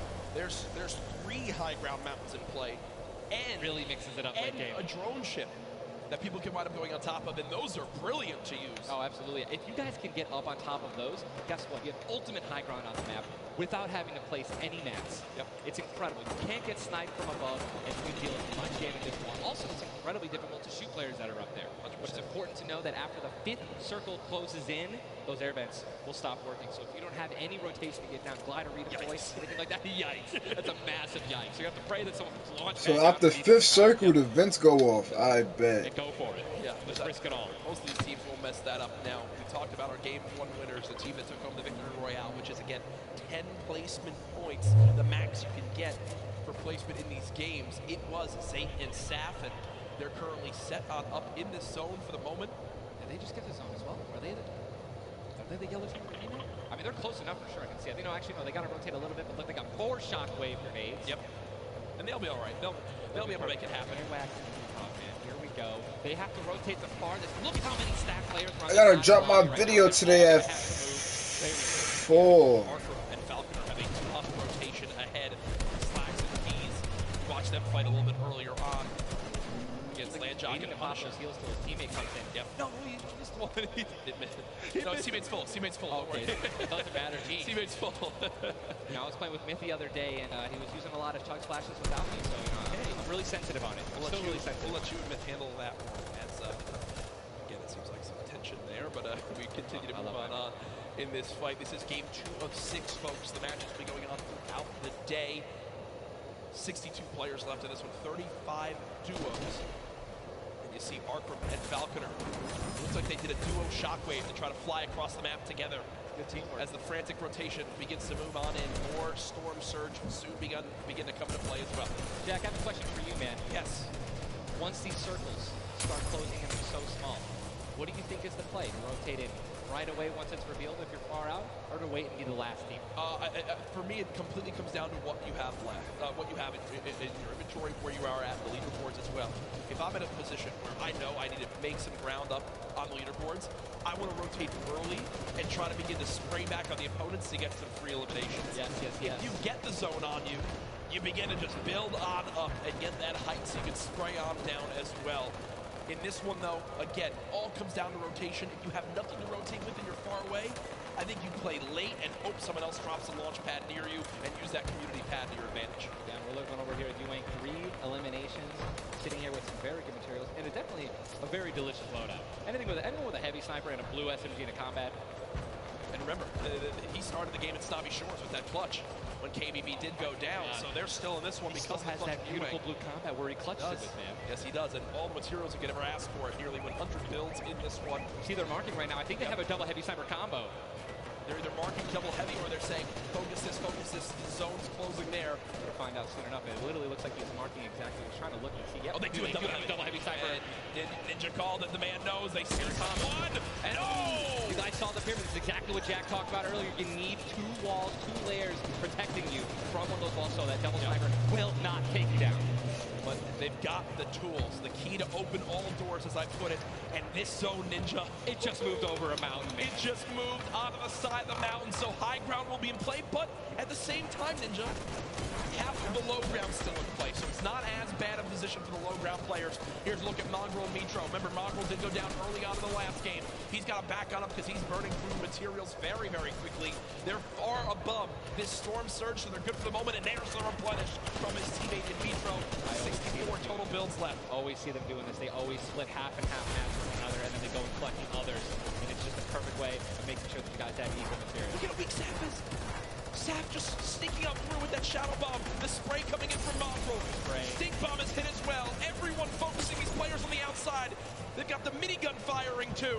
The lobby now picking up quick as we move into our pit zone. The storm is closing in, and that's going to be forcing everyone to get into where the safe zone is right now. And it's moving in towards Pleasant Park. Guys, this is absolutely insane. 51 players still remain, by the way, in a circle this small. They're just trying to get as many looks possible as people are rotating in. Mitro on the bottom right of your screen with that minigun has. Yo, he's stacked with minigun ammo. 1 bullets just sprayed down with Mongrel in a fight. Gets 1 player weak, but does have to back on him. Didn't get the clutch. Someone else stole the kill from him. Mitro gets chucked as well. Still have a launch pad, but again, when you're in a situation like this, low ground, they're getting sprayed with nothing but grenade launcher shots and frag grenades, and they're both going to be eliminated. And Mongrel also, Airwax just went down as well. And you see Cease in the elimination feed. Does look like, remember early on, Elevate did go down there. Mongrel should never been playing aggressive. Nigga had too much good loot. So many materials. This is game-changing loot right now. They've got the builds to go for it if they want. They're going to do it. They're going to make the play. A gold combat shotgun too, man. Zayn and Saf uncontested. That's one of those risk versus reward plays that can help set them up for yeah, if they win 2 games in a row, they go to five, my nigga. Oh, that was making it. Oh, God! Making a statement saying, listen, we're from NA, we're here to play. Taking out the evil, didn't know they nigga, I should have been there, nigga. Sure, as they're still above. Team South. They both each have a launch pad. Both have looking like a boss. He didn't get it though. They try to get both at the same time. Gonna be flying, and this is it. Another massive rotation. Going to be taken to the center of Pleasant Park. They're 167 damage above the threshold, so they're looking pretty good right now. The question is, are they going to keep mid ground, go for low ground, high ground? What's the play? They didn't get the full launch pad.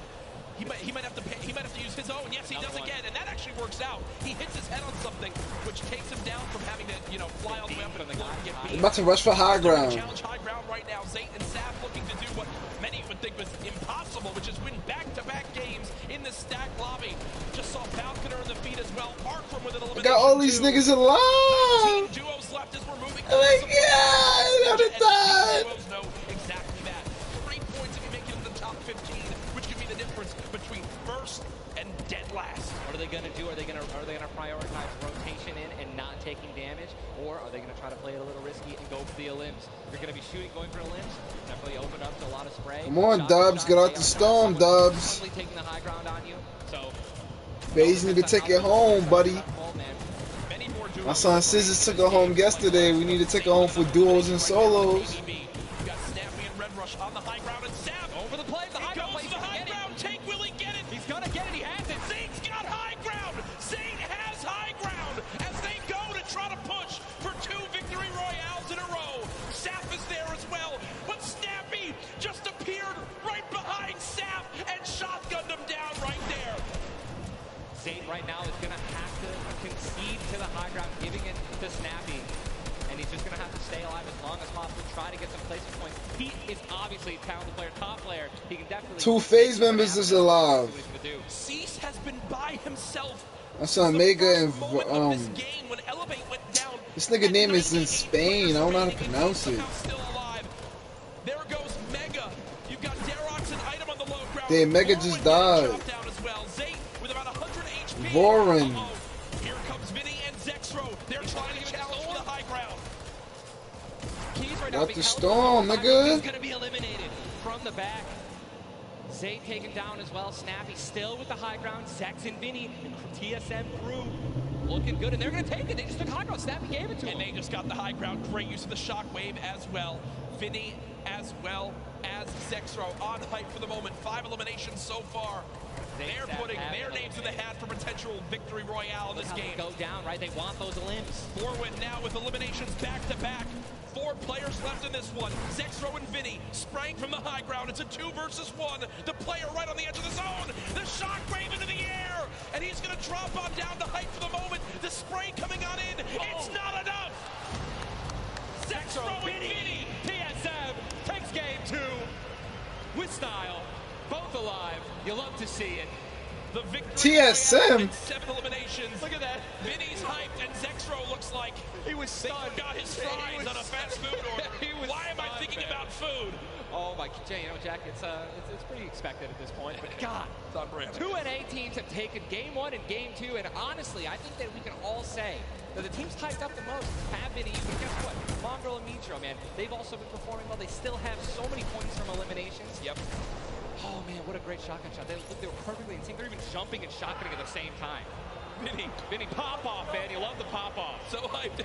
Zexro's about to start cranking 90s or default dancing in the lobby. Like he's trying to talk about literally what are they going to do in the next game. Yeah. That's what that focus is. That reminds me, I've been in this situation before. He grabbed his hand and shook it for himself, man. That's a top teammate, man. Great synergy. What a start to today's competition. The energy in here is insane. I am looking around and there are thousands and thousands of people filling up the Arthur Ashe Stadium live from New York City. Again, my name Jack Courage Dunlop, joined by Tyler Ninja from Blevins New York City. Fortnite World Cup Finals. Niggas in the belly. On the line this weekend. Millions will be tuning on in from across the world. There's so many ways to watch, and we're just 1/3 of the way done with today's action, and it's already been fantastic. Don't even want Yo, I'm in this stream after the 3rd game. These games are incredible. Yep. And just listen, if you guys are watching at home, you guys want to be here, right? You guys want to be competing. Take notes. Yeah. Watch these players. Watch how they build. Watch the fights that they take. Where they I'm about to roll one and smoke one. Guess what? Game number 2 ended with style with the North American duo of Vinny and Zexro taking it. They're on the floor with none other than Jordan Fisher. Thank you so much, Courage. I appreciate that. NA showing up and taking care of business. NA is games 1 and 2. Vinny and Zexro with a fantastic end. No bitch. Both together, which is an incredible thing, right? Walk me through the just end game for you guys. So the comp's kind of hectic because of all the noise, but we're just really good at playing together. Like we're the longest duo that have played together. So yeah, we're just not. Great. Fantastic work, guys. Back to you, Ninja and Courage JD. Thank you so Knew much. that was Courage JD, fat Vinny and ass. Zexro, you know, they've always been known as being so aggressive. Yeah. From all the times you've seen them in these competitive tournaments, while they might be some younger players, they've definitely been around the block here in competitive Fortnite. Again, you just see them, just like a lot of other talent here, always at the top of the duo qualifiers every single week. Even though they already qualified, they continue to keep playing, and practicing. Guess what? They just took game number 2. You gotta be pumped right now, man. Once you win one of these games, you can't let up, though. Again, and that's why I love that energy. Zach was immediately just, I felt like he was just talking about, what are we gonna do next? Hey, man, good job. We won that. Let's do it again, right? How are we gonna change? Maybe even do better somehow. Get more limbs in game 3. No, for sure. And they know that. They're not gonna take their foot off the gas pedal. Folks, we have our standings after game number 2. Where are things playing on out? It is still Zate and Sap at the top. Dubs and Mega at 18 points in second. Zexro and Vinny with that performance go from 0 points up to 17, Ninja. And that is the beauty of how this plays on out. Anyone can have a pop-off game and come right back.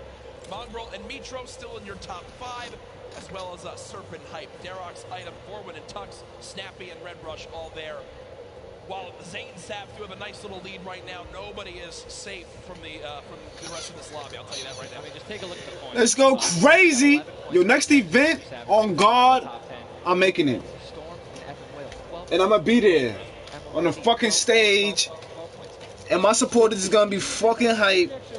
watching me from the crowd, all from home, talking about, yeah, T, sauce them up, sauce them up. You win $100,000 as a duo. But if you go from 10th up to first, it jumps all the way to $3 million. So everyone, eyes on that top prize.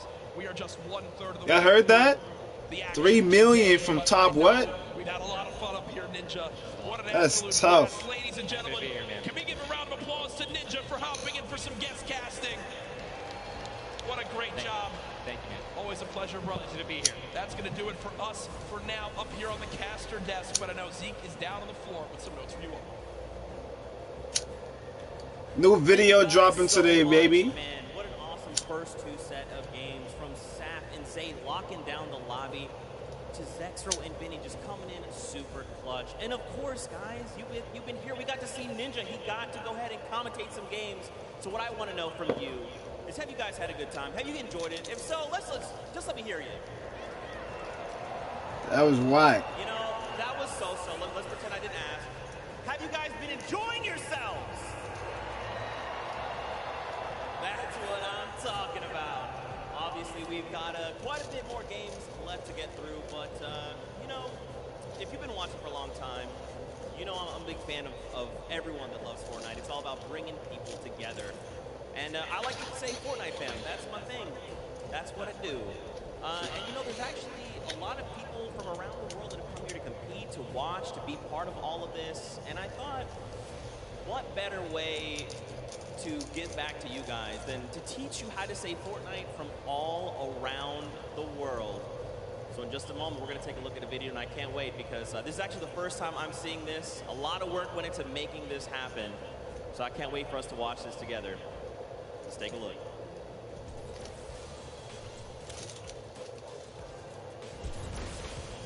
Hello Fortnite fam. 포트나이트 팬 여러분들 안녕하세요. Fred Fortnite TV. Jag har till ett audio. Vad sker Fortnite folk? Jag är från Fortnite. What's up, Fortnite fam? 포트나이트 팬 여러분들 안녕하세요. What's up, Fortnite fam? Hey, John, Fortnite fam. That was Chop, fat ass. Was geht, Fortnite-Freunde? What's up, Fortnite fam? What's up, Fortnite fam? Are you friends with the boss? Sorry, I'm texting. What's up, Fortnite fam? What's up, Fortnite fam? What's up Fortnite fam? What's up, Fortnite fam? You galera for tonight? What's up, Fortnite fam? G'day, Fortnite fam.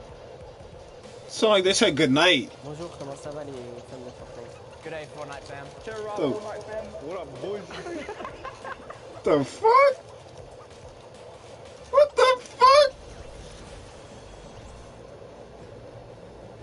That was even better. All these little niggas, that's a fact. You see them niggas, right? Get used to it. We're here to stay. Now, guys, you know, there's a few more things I want to take a look at before we hop back into the next game. One of the things to kind of do if you're here or if you're at home, you've been watching, Ninja actually had a pretty dope hoodie, a World Cup kind of exclusive hoodie. Would you like one of those things? Would you like one of the crazy World Cup shirts that we have? You can totally get your hands on one. Head on over, retailroad.com. Get yourself. Nigga said retailroad.com. We've even got the little drone that's the battle bus. It looks amazing. The top balloon is actually the drone, so you've got the bus that's literally flying around. You best believe I'm going to pick one up and mess around with my family. They're not ready for it. But there you go. There's some on the screen. Also, that Drift shirt, by far, my favorite piece of merchandise ever. Those of you that really do know me, you know I love Drift. He's easily my favorite. Now that green shit is fire. World Cup exclusive thing. Go ahead and take a look. Shitting me? Now, for those of you who have also been watching kind of all 10-week qualifiers long, you know we love Golden Boy. And there's actually one thing specifically he was kind of telling people as we were going through interviews. And that was, hey, when we get to New York, you're going to be in my hometown. Let's catch up and get a slice of pizza.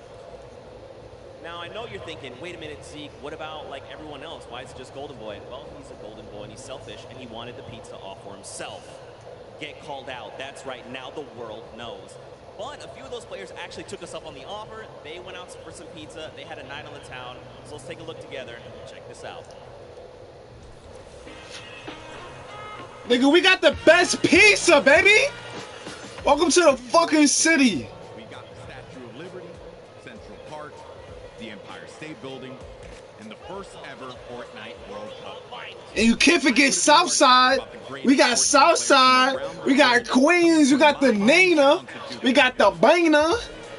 Started, I took World Cup qualifying players Aiden and Chinkin out to show them the Big Apple, starting with PC Gaming Cafe, Waypoint. Big New York City, baby. They in the towns with it, nigga. Good to see you. Good to meet you. All right, fellas, let's go and grab a drink. They in the towns with it, nigga. They in Manhattan with it, nigga. All right, gentlemen, thank you so much for joining me here in my hometown, New York City. Thoughts on it so far? Chinkin, we'll start with you. Hot, a lot of people.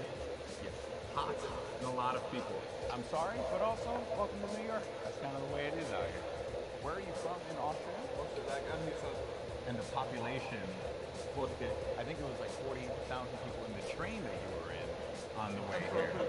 Yeah, so now I want to talk about the competition at hand because obviously this is going to be the biggest. Nigga said so much people, yeah, nigga. Big Apple, nigga. A massive crowd. Is there a way, as a player, that you prepare for that? I don't think like there's a way to like prepare for it. Yeah. But try to like calm down, look at like nervous, look at shaking stuff. Yeah. And then we should be good. Like, It's still crazy having like a live crowd. Yeah. I try not to take tournaments like too seriously. If I play relaxed, I feel like I do better. I remember when everyone's like, this guy looks like he's just chilling on his couch at home, the casters, and it was like, I was just relaxed, you know, and I feel like I played better. Okay, so gentlemen, we're going to be heading off to some different sites around the city. We're going to go to Washington Square Park, so let's go and check it out.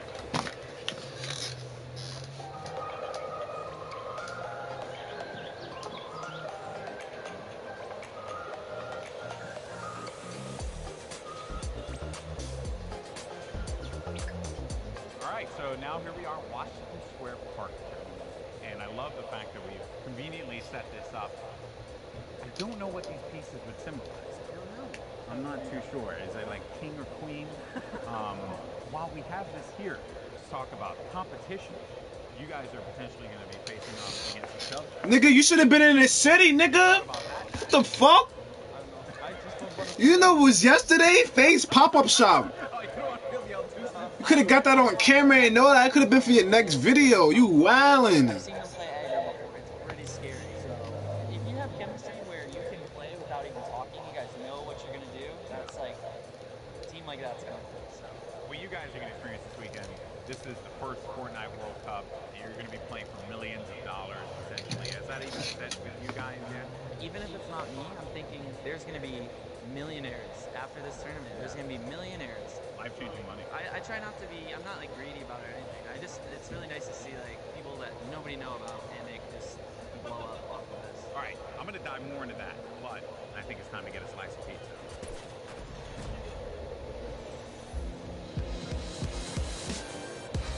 Take you out for a good pizza. We got some pizza. To give everyone pizza. Yeah, I'm going to show up with 2 giant boxes of pizza. Say I won't. Say I won't.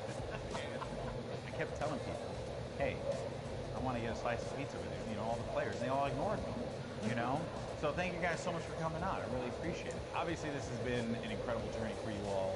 You're now on the precipice of one of the biggest events in the history of all competitive gaming. I'm happy that it was a fair chance for everybody. In qualifiers, you could have no exposure, but if you're good, you get in the tournament. So I'm just really thankful to be here, and I'm gonna enjoy my time here. yeah, we just try to like make our fans happy. I'm really looking forward to play on the stage in front of hundreds of people.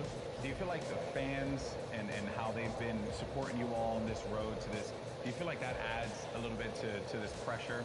Honestly, it gives just more support for me. I feel more like happy to be here when there's all these people, whether they're rooting for me or other players. Fortnite's grown so much, and I just can't wait to see all like the crowd, and I know it's gonna get bigger and bigger every minute. So, fellas, best of luck at the Fortnite World Cup this weekend. Seriously, nothing but the best for you. But we're in the thick of things here in New York, so I think we got to get some more pizza. You guys down? All right, let's do it. New York's got everything, and this weekend, most importantly, it's got the Fortnite World Cup. Now that these two have had their slice, let's see how they handle the competition.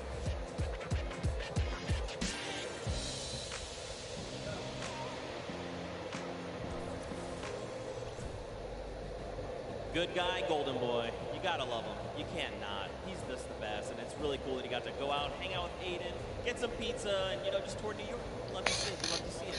Now, guys, there is actually a dynamic duo that we want to talk to. We actually have Jordan Fisher standing by. He's going to be chatting with Nix and PF Zin. These guys qualified back from the Brazilian region. They've got some things to say. So, Jordan, let's go over to you. Thank you, my friend. I've got Nix and PF Zin here. Nix, you have been absolutely dominating in the last few weeks, especially where the solos and the duos are concerned, being the first Brazilian player to qualify for the World Cup. Can you talk to me a little bit about the dynamic that the two of you share as partners? Nix, você estava dominando nas últimas semanas, principalmente para os qualifiers da World Cup. Você pode falar um pouco sobre a dinâmica de vocês? Eu e o PFzinho costuma jogar bem agressivo e tentar pegar o máximo de eliminações possível. PFZ and I, we try to play as aggressively as possible and get as many eliminations as we can. As you should in the name of Battle Royale, right? Now, PF Zin, you seem to balance out the fiery kind of loose cannon nature of Nix, who is obviously a dominant player, you know, kind of helping him set up for a solid end-game. What's it been like to work with such a young and fiery player like Nix? PFzinho, você parece que você consegue contrabalançar o estilo bem incendiante do Nix. Então, como é que é isso para você fazer esse lado mais balanceado da dupla? Basicamente, eu tenho uma role de suporte, então eu meio que fico nas backlines e ele vai na frente. Quando a gente tem o high ground, por exemplo, ele tem a função de ficar embaixo matando todo mundo e eu controlando o high ground. Basicamente é um lado mais estratégico, enquanto ele é o lado mais agressivo.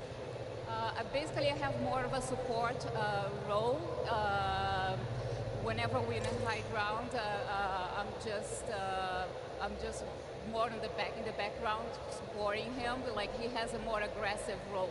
Setting him up. Yeah. To fire the loose cannon at the end. It reminds me of the very W key in a West that I play on all the time, and that has really just got me cranking my 90s on a regular basis. You know about that courage, right? Am I right? Back to you. Whoa. Jordan's back to me. Come on. Courage, he's just found the chicken parmesan. Someone whispered the word and he went running. You just see it.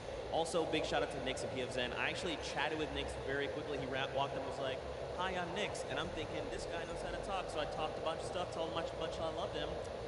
Turns out he didn't understand any of it. So I had to get a translator and tell him that I love him. But that's how things go. Now, of course, guys, I know what you want. You want more games. We have 4 more on deck. So I think for now, we're going to send it back up to Golden Boy and Monster. They're going to get us into these games. So how's DJ Mike Brown? Play us in.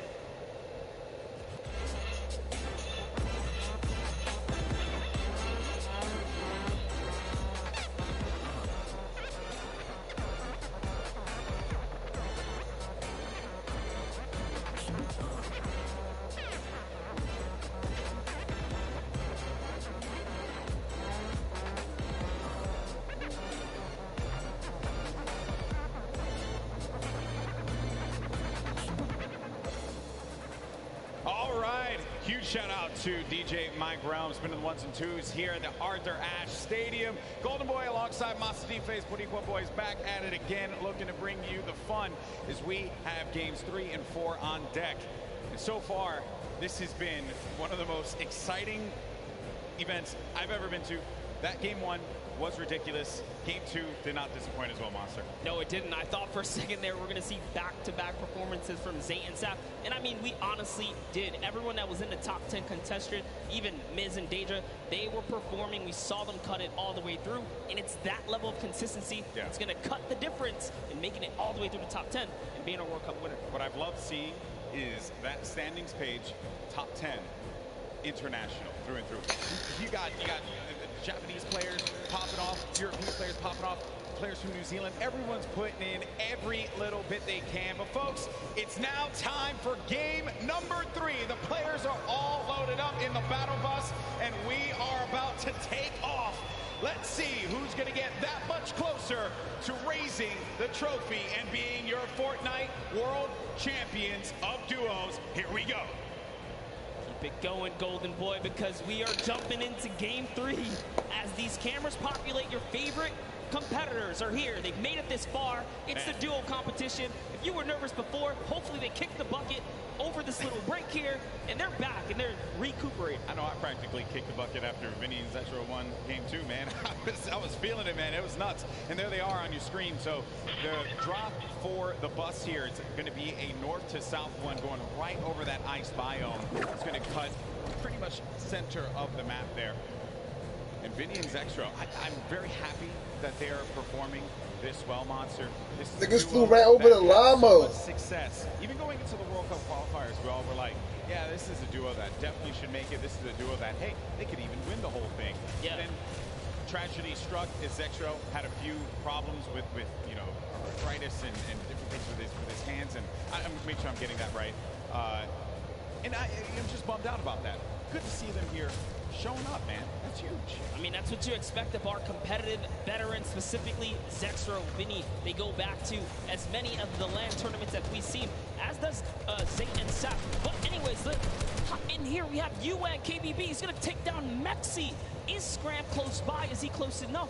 And this is a battle going down in Snobby Shores. So off the rip here, we have players getting dropped. That's actually going to be our first elimination.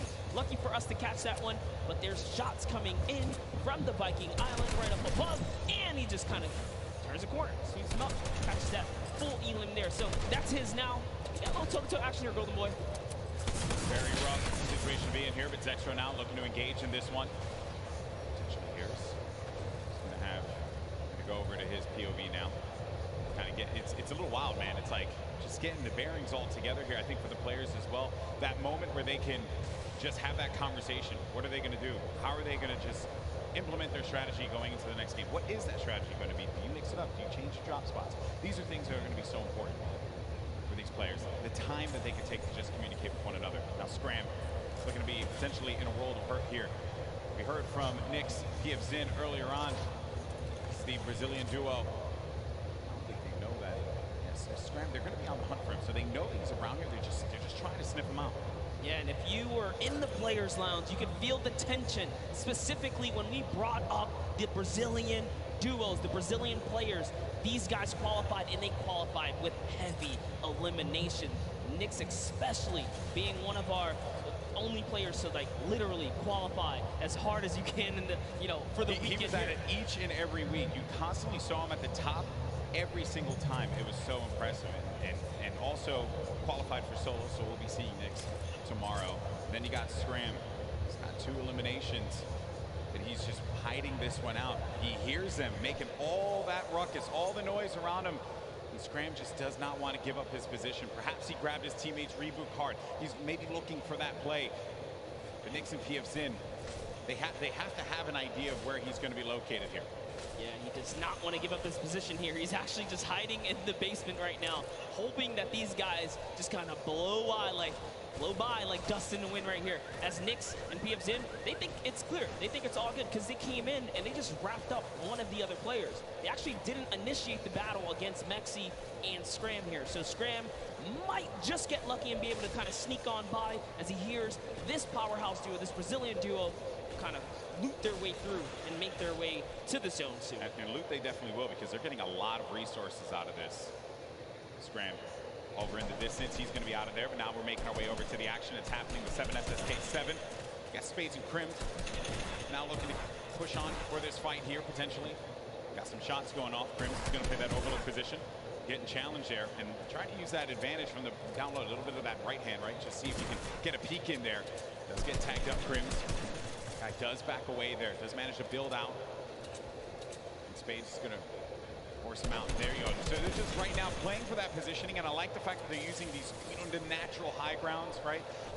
Get to the top, hold it down. Don't really focus too much on just trying to get in their face quite yet. Give yourself that moment of opportunity and really get a lay of the land, and then going for the engagement. Yeah, absolutely. The best duos will try their best to isolate their opponents, really force them into, you know, very weird situations like this, force the 1v1s, and hopefully get those free shots and then pursue the push here. So again, look at how now they're split up again. So Spades and Crims are doing a great job here pressuring and isolating their opponents right now. And so far, they're definitely dictating the pace of battle here. Yeah, That's what they want to continue to do. They're suffocating them. Plain and simple, right? Not let them get any kind of movement there. Jam side and 7S's K7. They're looking, they're having a conversation of what the play is. What is the movement going to be? But Crimson Spades are not going to allow them that opportunity to breathe. That's going to be the down there. Crims managing to knock down Jam side. He's looking for 7S's K7 around the corner. And that's going to be the elimination registered. Both players are going to be out of there.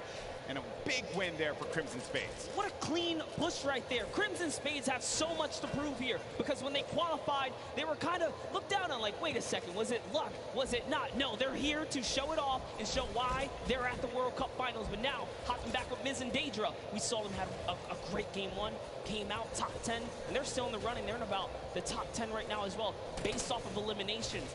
Not necessarily picking up too many placement points. They're heavily dependent on just piping up these players at these points of interest. And looks like Lucky Landers is theirs right now. They'll have that, but let's see. Miz and Daedra. Linger about it. I love the fact that you go to this hot spot here, so there is going to be a bunch of free items that you're going to be able to pick up on. Also, you're going to have that circle advantage. It's right there. You don't got to worry too much. You can continue to focus on looting. High ground has been lost, though. Miz needs to be careful. Where's Daedra at? He's going to be right next to him, trying to get these angles. They have to stick together. Looking for the sound cues right here. Can they find their opponent? Catch a nice little low ground peek right here. Low ground is definitely underrated. If you can just kind of peek out, catch a big shot, you're almost guaranteed a headshot, which is a big multiplier. Yeah, players don't really think about that, right? Like you always see Fortnite players go after the high ground. That's the bread and butter for a lot of players that play this game. But you know better than most that the low ground can pay dividends for you if you know how to take advantage of that positioning, and maybe some overzealous players to try and get aggressive on you. You got Gustavo along with Wishy. I'm actually very interested to see if Gustavo's going to lead this push here, because specifically between these two players right here, this duo, this Brazilian duo, Gustavo doesn't necessarily lead the pushes. It's Wishy. Wishy's the aggressive one here, so he has the ultimate high. He's always looking for the shot. What they're going to do is just a nice standoff. Yeah, and that's this whole event, right? Players have just been very cautious about what they want to do. They're not trying to get too aggressive in these fights. They know what's on the line here. Millions in prizing is on the line. You do not want to make a bad decision. Be one of those teams that are eliminated out early on, but Gustavo's going to be putting shots down. Focusing this player, forcing him to actually build up. He has no builds to work with as well. 19 HP remaining, and just a hope and a prayer, but unfortunately for him, that was not going to be enough there. Gustavo's out. Wishy isn't going to happen for him either. And Miz, he's feeling it. That's going to be 2 elims for this duo. You gotta love the snarky little smirk right there on his face when you get those 2 points. Feels so good. It's really good. It feels really good. And then Harpy, and look at this. Harpy actually dealing with this battle. And this other player that actually got the high ground against him was focus firing on Volks. Harpy pushing back here. I wonder, you get split up like this, but Volks and Harpy, they love playing a very aggressive style. They'll get in your face. They'll box you out if they need to. Yeah, without a doubt, this duo was unmatched when it came down to eliminations in the qualifying rounds. They had the most, actually, and even pulled off a consecutive 5 victories in 8 games to qualify for one of the weekends. Volks and Harpy, another kind of reference to game 1. They had a great game 1. We saw them picking up duos, but we haven't seen them necessarily make it through the end game. All they have to do is kind of slow it down here, and that's what they're trying to do, but being split up is terrible. Also, in the distance, I just want to make note, Wolfie's a very aggro controller player. He's another one. I think that we've seen a fun mixture of players that look to get that safe approach to the game, and then others that just want to take early fights, get some points early on, because maybe they're playing that early game strategy rather than like focusing so hard. Like if you get late game, that's great. You do want to rack up a few eliminations. Look how low the points are that have been thus far in games 1 and 2.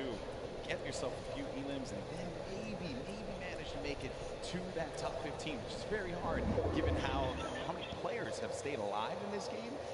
Games 1 and 2, we were at what, circle 5, or yeah, circle 5. I think we were sitting at like 45, 46 players are just waiting for movement. Yeah, and that's where that storm surge kicks in, right? Does damage to players. That's feeling back. But Crew and Chapels, one of my picks to watch, have sort of been struggling in the format so far. I guess when the real pressure's on, you know, the environment shifts, right? Everything changes. That's right. Everything changes here, and Crew does manage to get that shot off, or attempted to, with that tactical shotgun. It was not going to get the connection necessary there, but it did put the fear of the player to have to back away. Both players, well, respecting the space from one another. The stinkers come out. Crew and Chapix having to get out of there, and they're going to use those, I believe, the shockwave nades to just fly on out of there. Didn't see the purple over their bodies there, but they were able to fly on out of that fight. Could have gotten real risky for them. I was going to say, that was a respectful disengage. You only got 6 games here, 2 of which have happened. That's they right. need big performances. They have to push towards placement and end game. So good on them to kind of back up. And when you have stinkers, there's no defense against it. You get chunked down right through your builds. It really is annoying to go against. And speaking about the stinkers here, Epic Whale's under pressure right now, and that's just going to chunk him down. They force him off of the campfire, and we'll see if he returns to it. Yep, there you go. Yeah, you're only going to get so much time with that campfire. Epic Whale, along with 40R Storm. This is a Week 10 qualified duo. Last moment you could possibly have it happen, and they managed to pull it off. Maybe this could be the game for them. Another dominating duo in the scene, Airwalks and Nikov. Airwalks winning the Pro-Am yesterday 2 times now. This is a whole new ball game. Best players in the world in this lobby. It's not going to be a cakewalk, and he knows that. It hasn't been the best run thus far for Airwalks and Nikov. Yeah, and it was their last final games there. Notice the text right there. The fast track Airwalks and Nikov qualified for the Fortnite World Cup in their final 7 games. That's intense. They were struggling so close on the cusp every single weekend, so close to qualifying. If it was 5 placements, they were 6 or so like that. It was that close for them. But jumping in here, Crew is going to put some pressure down, and it looks like his teammate has been traded out as well. He's already gone. Also going to see some eliminations over in the feed as well. You got Crew who just cleaned up on Volks, but Septic took out X-Men. And then I think I saw XXM pop up there on the receiving end of a shot there, so will be out of the action as well. Crew by himself has 1 elimination. Going to be looking to get as many points as possible. Now we're going to be sitting with 40 duos left alive. We're going into the next circle here in just a little bit. It's going to start to collapse. Salty Springs is going to be the point of interest for all of our players here. Got a lot of bodies that are going to be lingering outside. Some that are even as far out as Dusty Divot, like on the northern end of it, sticking around there. So maybe trying to get some last minute loot, perhaps. We'll have to see. Here is Parpy looking for that peak. Volks and Parpy always tend to stay together, but wait a second, that was a tricky little shockwave right there. He did try to sneak his way into the build. He takes the wall. What are you going to do with it? Crew's still looking for the replacement here. He gets it on land, takes the wall. 184. Crew's excitement, you can feel it from here. That was a huge shot. With the new tactical shotgun, the legendary. That's right. When you're feeling it, man. He went right for the fight. Ambitious, the young player there from Sweden, 15 years of age, man, and he's playing for millions of dollars. So many of these players, they're just young ones. We have a lot of young fans here in the arena today. Maybe next year this could be them. And then you got a few of the veterans, Sextro, Vinny, saw Nate Hill, as well as Funk Mongrel, Mitro, Aiden there in the corner of the screen. And back over to our Game 2 winners, Zextro and Vinny. No eliminations to their name thus far. I mentioned Wolfie's aggro controller player. He went right for Nyx and just take him out on that one. Yeah, I definitely want to see Wolfie hopefully catch some more highlights before the weekend's over. Touch base with him. He's a great kid, definitely enthusiastic about being here at the World Cup, and he feels totally prepared. He's ready to represent. He's one of the few controller players to actually qualify for this weekend. This is a big weekend for a lot of players, obviously, clearly. Here you have Cease and Elevate. They haven't found their rhythm. They've been a little quiet, man. They won WSOE, a great duo that has had success in the past, but this has just not been their game so far. Got to get something to turn it around. The talent is certainly there. I think I saw someone on the Fortnite competitive Reddit mention, why is no one talking about Cease and Elevate? And I think it's just important to note that in order for us to talk about it, they got to start doing some things. And I think games 1 and 2 has not been their game. Yeah, and I mean, we were there in the warm-up rounds. A lot of players were not necessarily revealing strategy, but whoa, that's a huge shot on Zip right there as Mitro sends one flying down the field right there. Sent him packing. Dear me. All right, so back into the action at hand. We're going to have 36 duos left in this. Notable names, obviously, Mega and Dubs. Benji Fishy, Mr. Savage. A lot of people in the crowd popped for Benji Fishy when he walked out, as well as Mr. Savage. For due reason, this is a stupendous duo. The double snipe combination from Benji Fishy and Mr. Savage. Big shot right there. These double snipes, you gotta be careful. There's no standing still in a box here because you might eat one right there. They line up another. Right. Not quite successful that time around, but hey, all damage matters. Storm Surge, you want to be dealing damage. You cannot stay idle. There are no free passes at the World Cup. Look what happened in game 1, man. The Storm Surge claimed a lot of victims. You have to be engaging in fights. You cannot stay still. There's Fwexy and Letwick on the move. Nyrox right behind him. Cooler organization. Benji Fishy's going to be down. Just saw that one off on the side. Mr. Savage now having to deal with a player that had engaged on him. He get built above. He just needs to wait this one out here, but Benji does get cleaned up. Yeah, that was going to be Fwexy.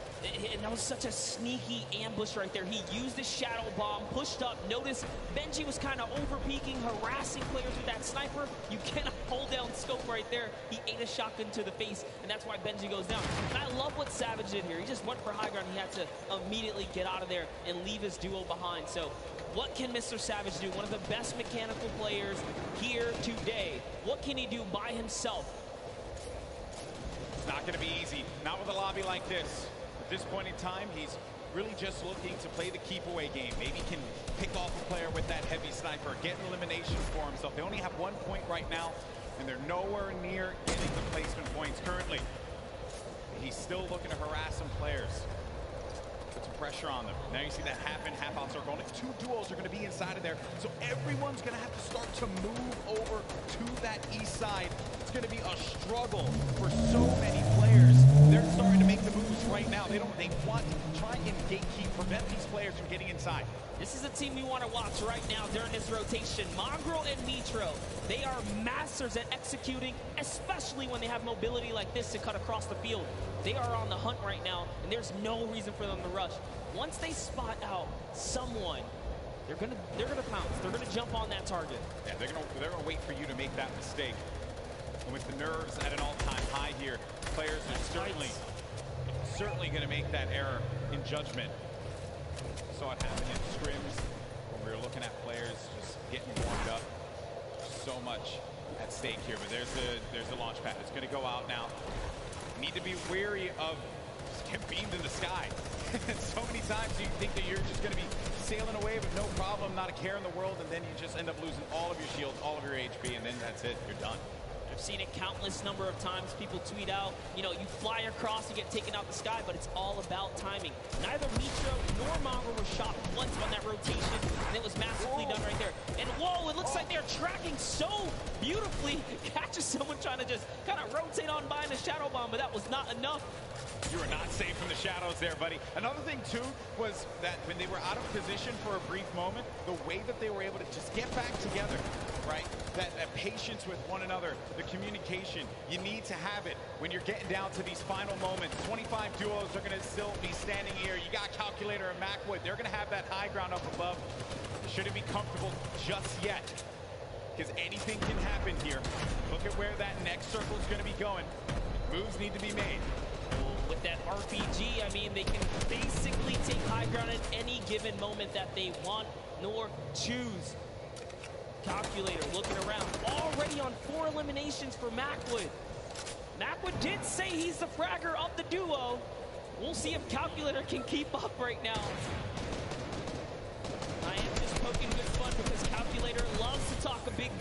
social medias. He really does, man. He's a character without a doubt. But right now, there is no fun and games to be had. This is game 3 of the Fortnite World Cup Finals. It's time to put up or shut up for a lot of these players. Look at that, wasting no extra mats. They do not waste more than they have to. This was earlier on. An elimination onto Mongrel and Mitra, or Mika. There you have it. Out of the game once again. That duo, European powerhouse, gonna pay there to Dubs and Mega. So far, so good. Max is again just holding this positioning right here. He is gonna get blocked out with his teammate accidentally, but it's all good. This is still his ground to control right now. They have clear control of the skies here. And they have a ton of builds to work with as well, Monster. 4 eliminations for Macwood. A great game for him thus far. That's 4 points for this duo, but he's going to be taking some shots. Has to be careful there. There you can see the lay of the land, Monster.